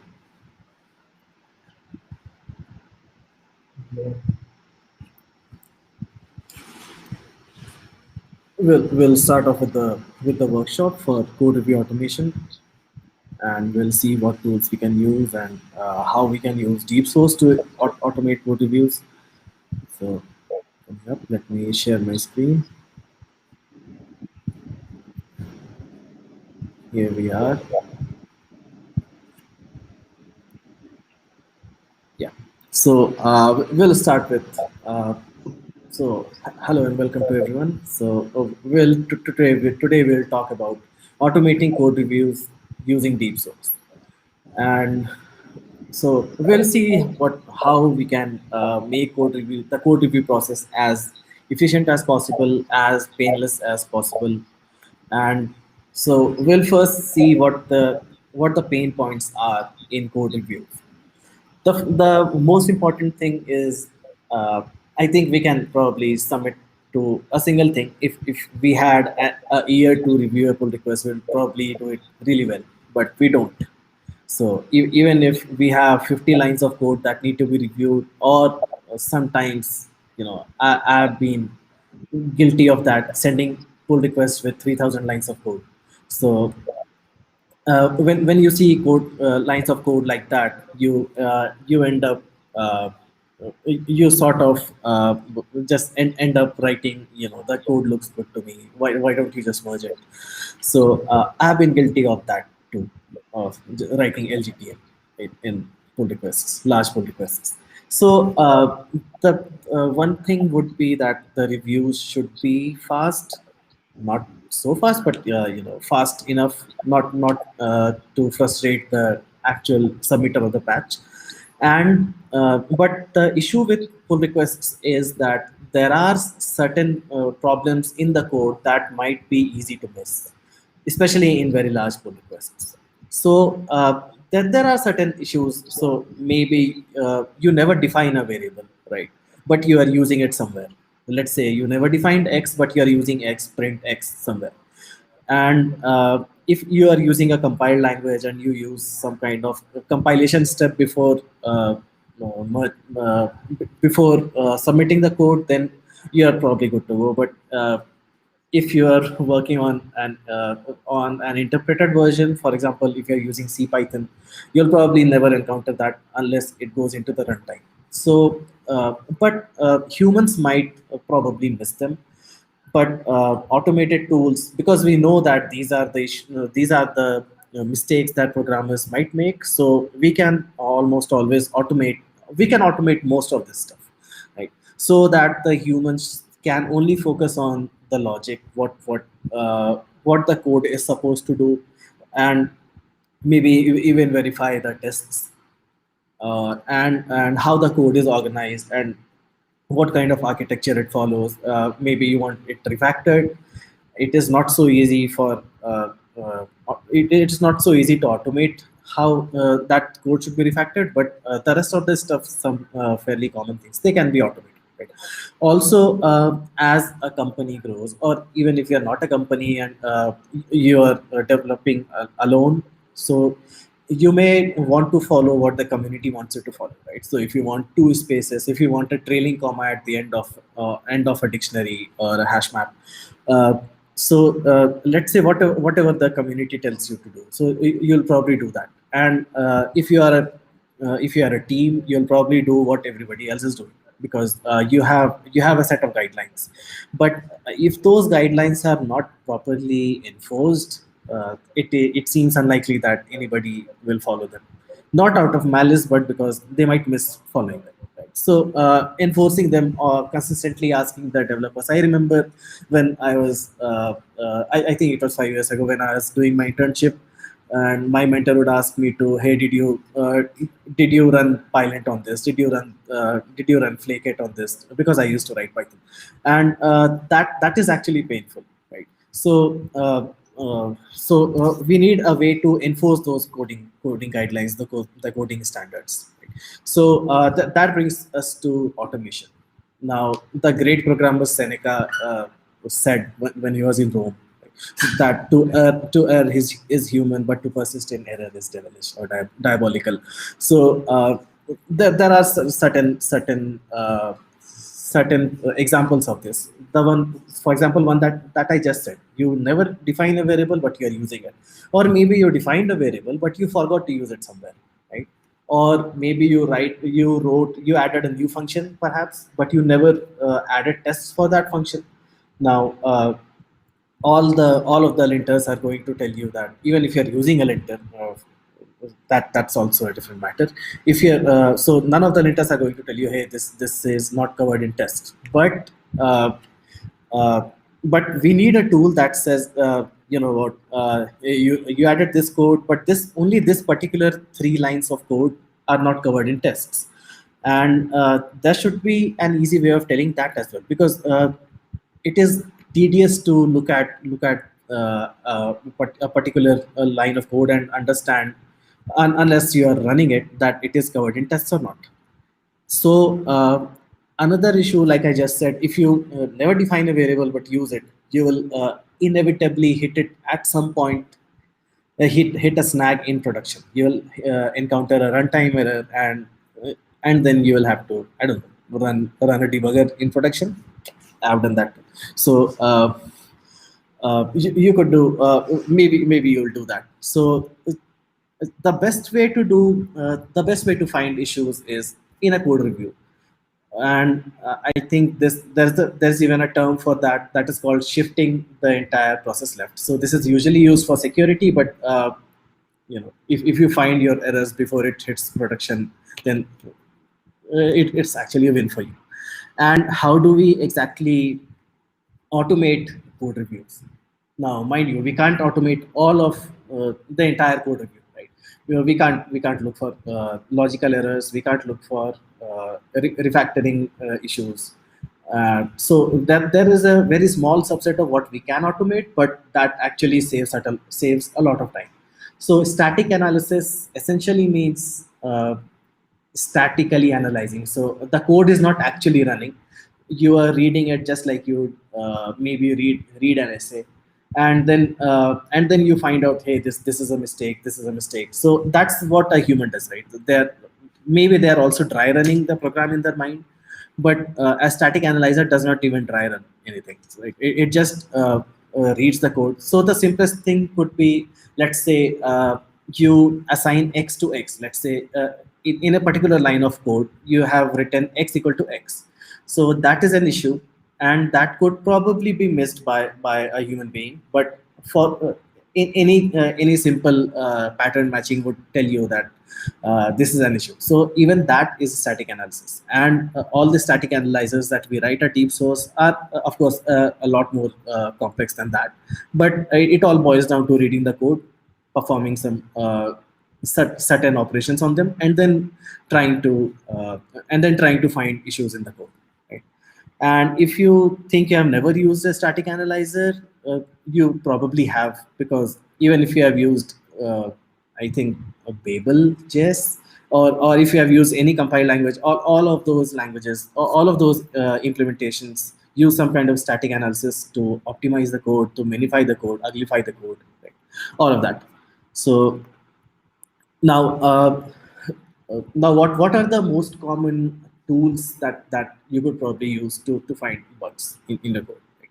So the popular ones, the ones that we used before we built DeepSource, some of these. So we use Pilot, we use Static Check for Go, Robocop for Ruby, ESLint for JavaScript, right? So these are a lot of. There are also a lot other tools that we can't mention in the slide, and then there are some SaaS platforms exactly like DeepSource, right? So DeepSource is a SaaS platform. So now, how do we use those linters?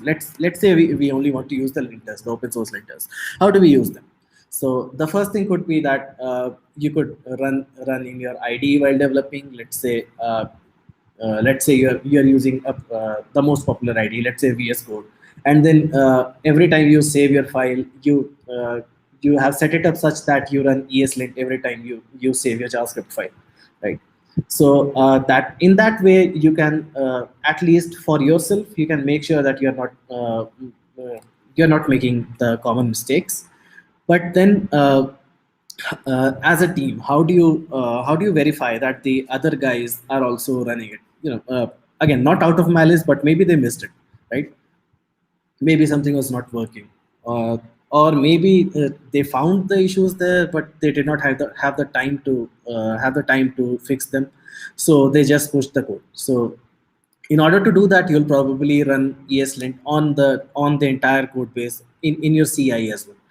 Let's say whatever CI along with your tests, you are also running ESLint, and then what do you do? So in CI you have a lot of logs, right? They look just like server logs, and you have to browse through all the logs in order to find what the issue is.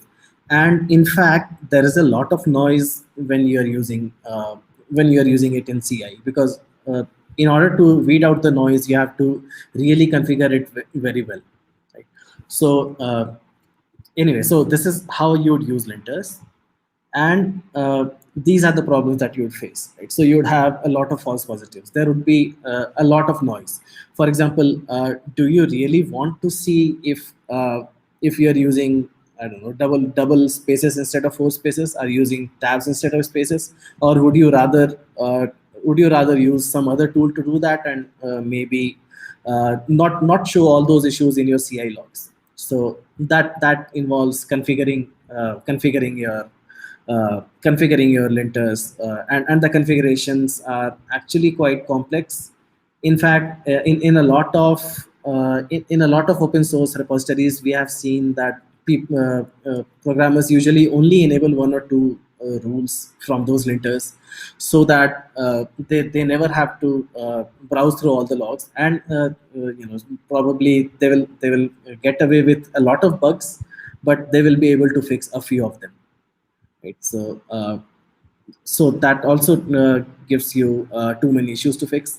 And because you always know that your standard is converting single quotes to double quotes in languages like JavaScript or Python, for example. Let's say you only use double quotes and you want to convert all single quotes to double quotes.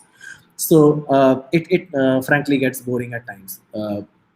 So you probably want to automate that as well, right? So what could be the solutions to that?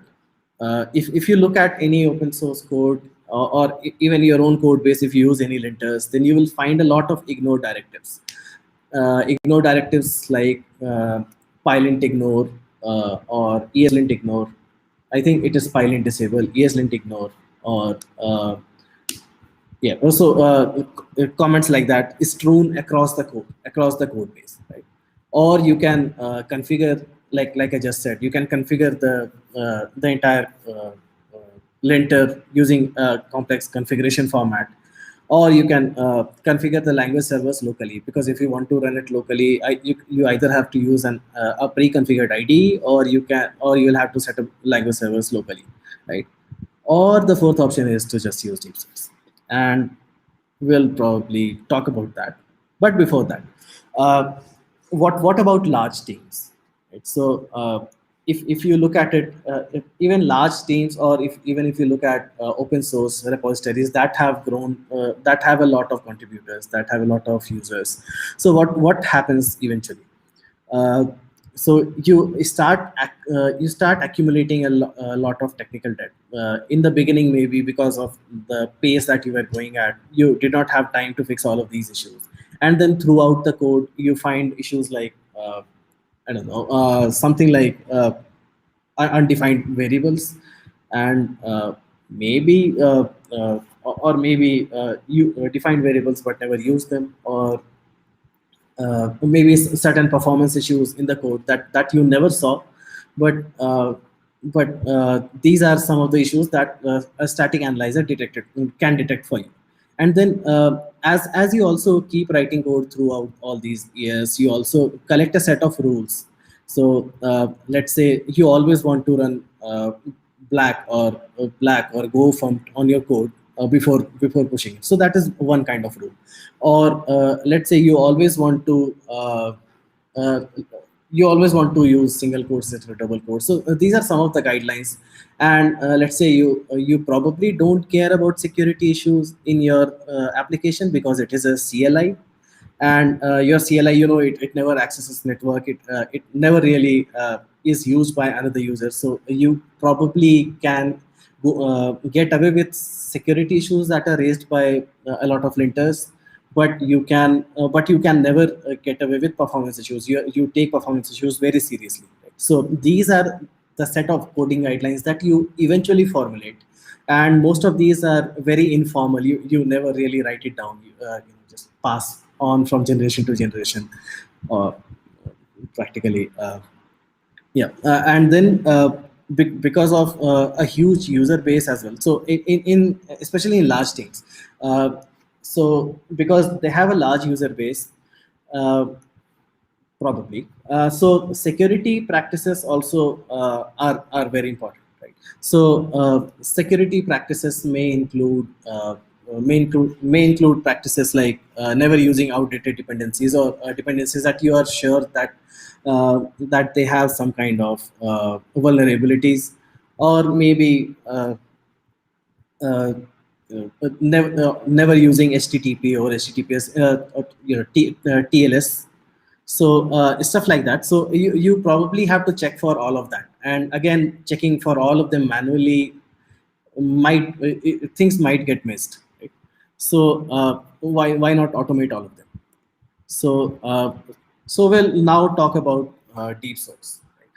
Remember when I said that in order to configure an existing linter to show only the issues that are important to you, you need to configure a lot. Well, this is all the configuration that you need to get started with Python Analyzer in DeepSource. Right? So just four lines of code and 5 lines if you include the new line. We'll include that for readability. Right? And then of course you start wherever you can. So that of course your code, if you can see here, your code has 115 issues, but there are only 37 recommended issues. Right? So instead of getting overwhelmed by all those 115 issues, and if you are just getting started with static analysis, you'll probably have upwards of 1,000 issues in your code. And I'm being very conservative with the number. It might be much larger. But for this repository, let's say you have 37 issues. So you can just get started with the recommended issues. You can start fixing them one by one. And then once you are done with the recommended issues, then you can go ahead with fixing all the other kind of issues. Right?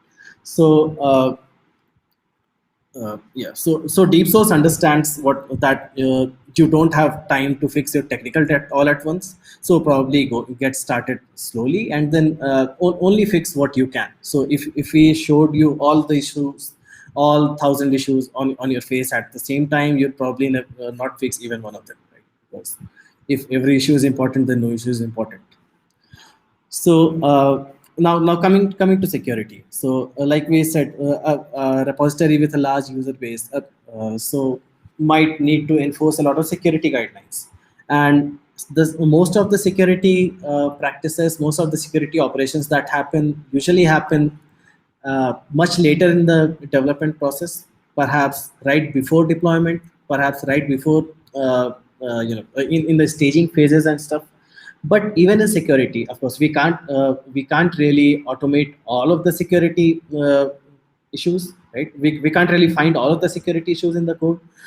But statically analyzing your code, we can look for a lot of issues in your code that might probably end up in some kind of vulnerability in your code. Right? So some of the most common ones, let's say you commit your code and then by mistake you have checked in your key. Let's say, so you see this regex. This is for the AWS access key, right? So if you check in by mistake, maybe you'll never know that. And even if somebody gets access ever to a repository, remember Murphy's law: if something can go wrong, it will go wrong. So if somebody ever gets access to your code, they'll probably get access to this access key, and who knows, maybe you have even committed your secret key, and they will get access to your maybe your AWS bucket or whatever this secret key is for,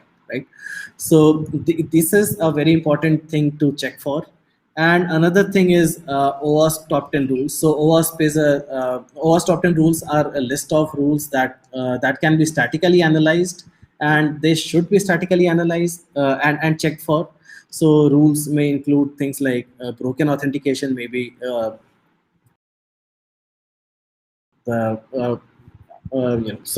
passing the credentials correctly, or not reading the credentials correctly, or stuff like insecure connections. You're making insecure connections. So those are the things that factor in as part of OWASP top 10 rules. And similarly, there are a lot of rules that can be covered, that can be checked for by static analysis. So it is always recommended to shift to make these security checks as early as possible. Probably right after writing your code or committing your code. And if you look at DeepSource, we at DeepSource we support all the OWASP top 10 issues and some more. So we even have a secret detection engine. So we detect all the secrets. If you have ever, even by mistake, checked in, or even if you have commented out a secret and checked in, we'll tell you that So this will tell you that this is a mistake. You should not have checked this in. And so these are the kind of security issues that we raise. This is specifically for Python, and in fact some of these can even be auto fixed, and we'll see what autofixes are. So if you look at it, you can because most of these issues are raised automatically. It begs the question: what if some of those could be fixed automatically, right? And we just saw a workshop on autofixes and transformers, right? And you see all these buttons here, autofix. So you can just click on in any of these and run autofix on them, right?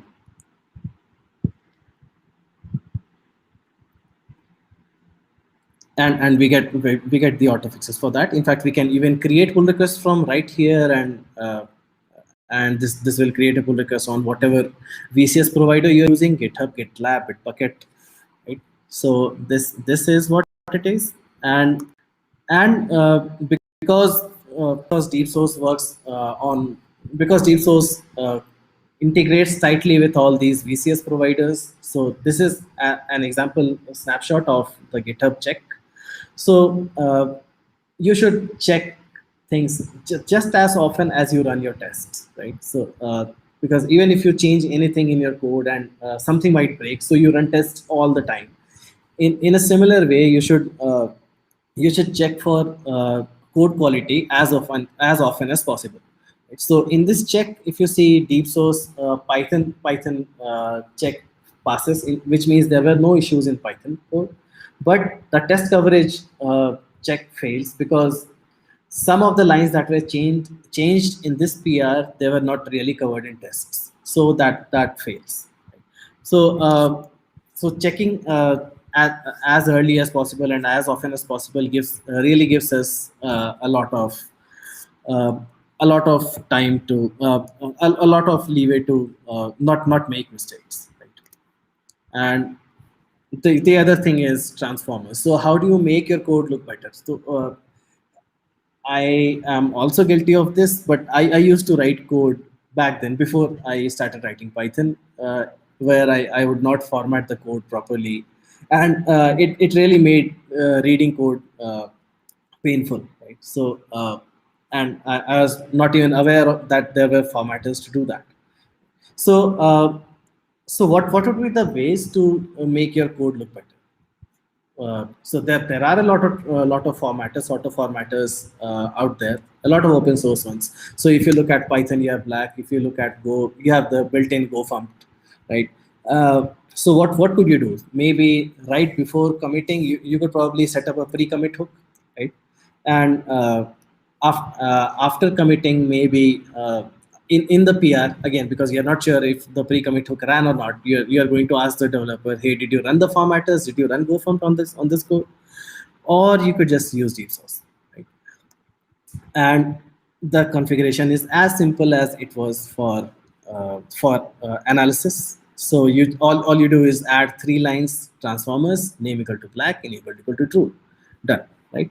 And then and the workflow is as simple. So all that you need to do is add these 3 lines, and every time you check in your code, there will be this. If there is code that does not conform to your Black standards, it will DeepSource will create a new pull request with all these changes, and it will tell you that hey, we have transformed it. Now the checks pass. Now your transforms are all right. Now your code looks pretty, and you can just go ahead with this. And this is the beautiful code that we were talking about. So this is a convention that many people have, converting single quotes to double quotes in Python, and having two spaces between two. I think this is between a class and the main, I think, right? So this is something that that a lot of teams follow the convention of. So you can always fall back to this and make sure that your code never ever fails to conform to any standards ever again. Now, as we talked about, so as a team starts growing, they start building their own style guide. They start, and the style guide is mostly informal, right? So what do you do now? So how do you formalize that? So DeepSource, we have a component at DeepSource that actually learns from what actions you take on your issues, and whether you actually want to fix the issue, or whether you have fixed an issue in the past, or whether you almost always ignore that issue, all these things, right? So DeepSource learns from your actions, and the more you use DeepSource, the better it understands which issues you would like to see first and which issues you'd like to see later on, probably. So you remember the recommendations tab that I showed in the beginning? So you start wherever you can. Well, that tab is dynamic, and it changes according to how you prefer to use static analysis. So in the end, you end up with some kind of you end up with some kind of style guide for yourself that is a little more formal than the informal style guide that you had. And another thing for large teams are usually concerned about that their code should not leave their infrastructure because they have certain compliances to follow. So DeepSource works on your infrastructure. There's a DeepSource enterprise plan that always that you can install on your cloud, and your code will never leave your infrastructure ever again. So to summarize all of this, start wherever you can. Start with the easiest things that you can do. So the recommendations, the things that you should fix first, that those would be the best things to do, and then enforce these processes. Check early, check often, and then build up slowly. So as you slowly start fixing all those issues, your technical debt slowly starts going down. So and then you'll of course never have to ask your PR submitters, hey, did you write tests for these changes? Hey, did you run black on this? Did you run any auto formatters on this? So you'll never have to do any of that. Right? Did you even run pilot for this? Not even that, right? So and the bonus, of course, is that you can run DeepSource on your cloud. So that is it.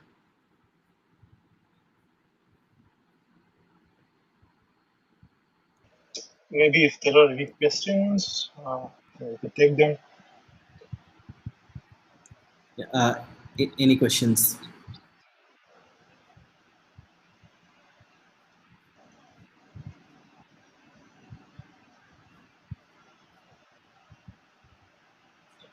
I don't think there are a lot of questions.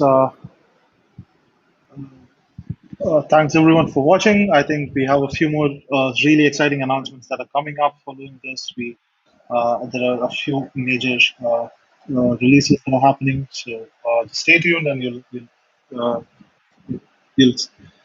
hear from Sanket.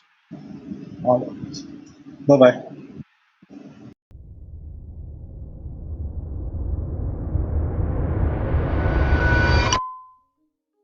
Making DeepSource more accessible to our users has been an important focus area for us in the past few months.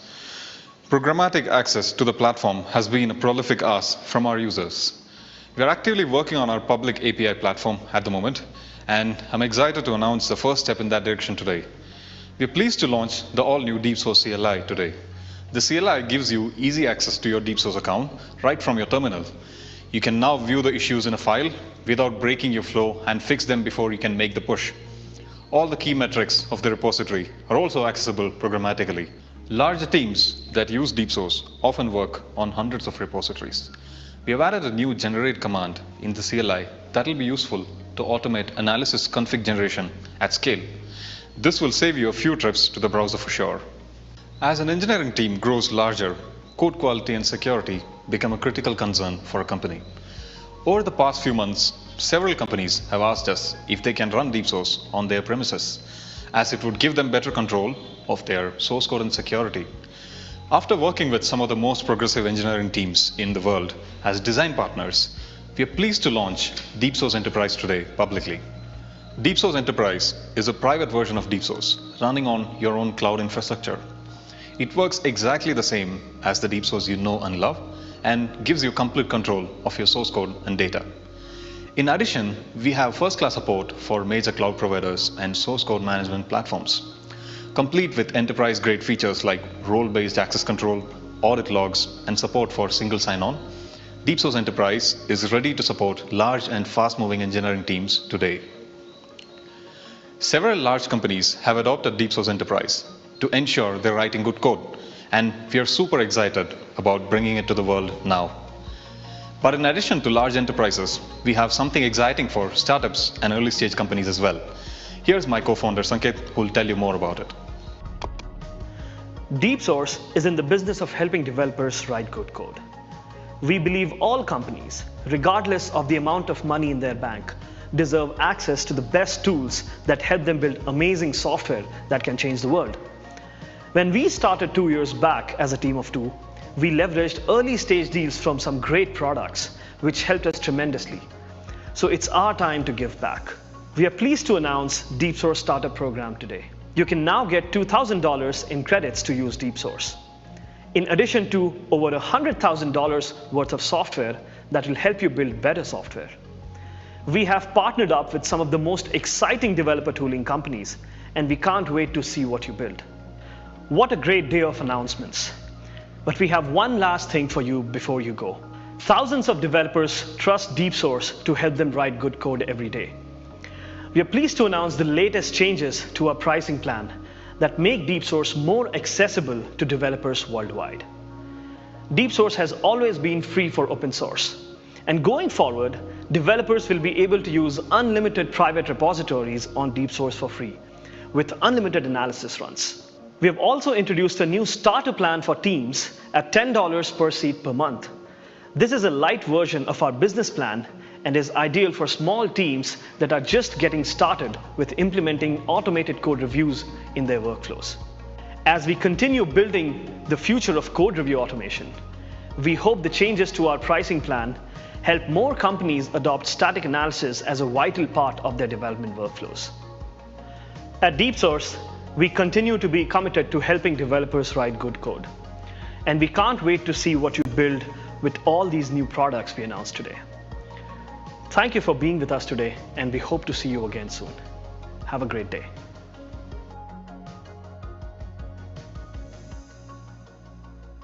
Cut! Are we done now? Can I have my beer now?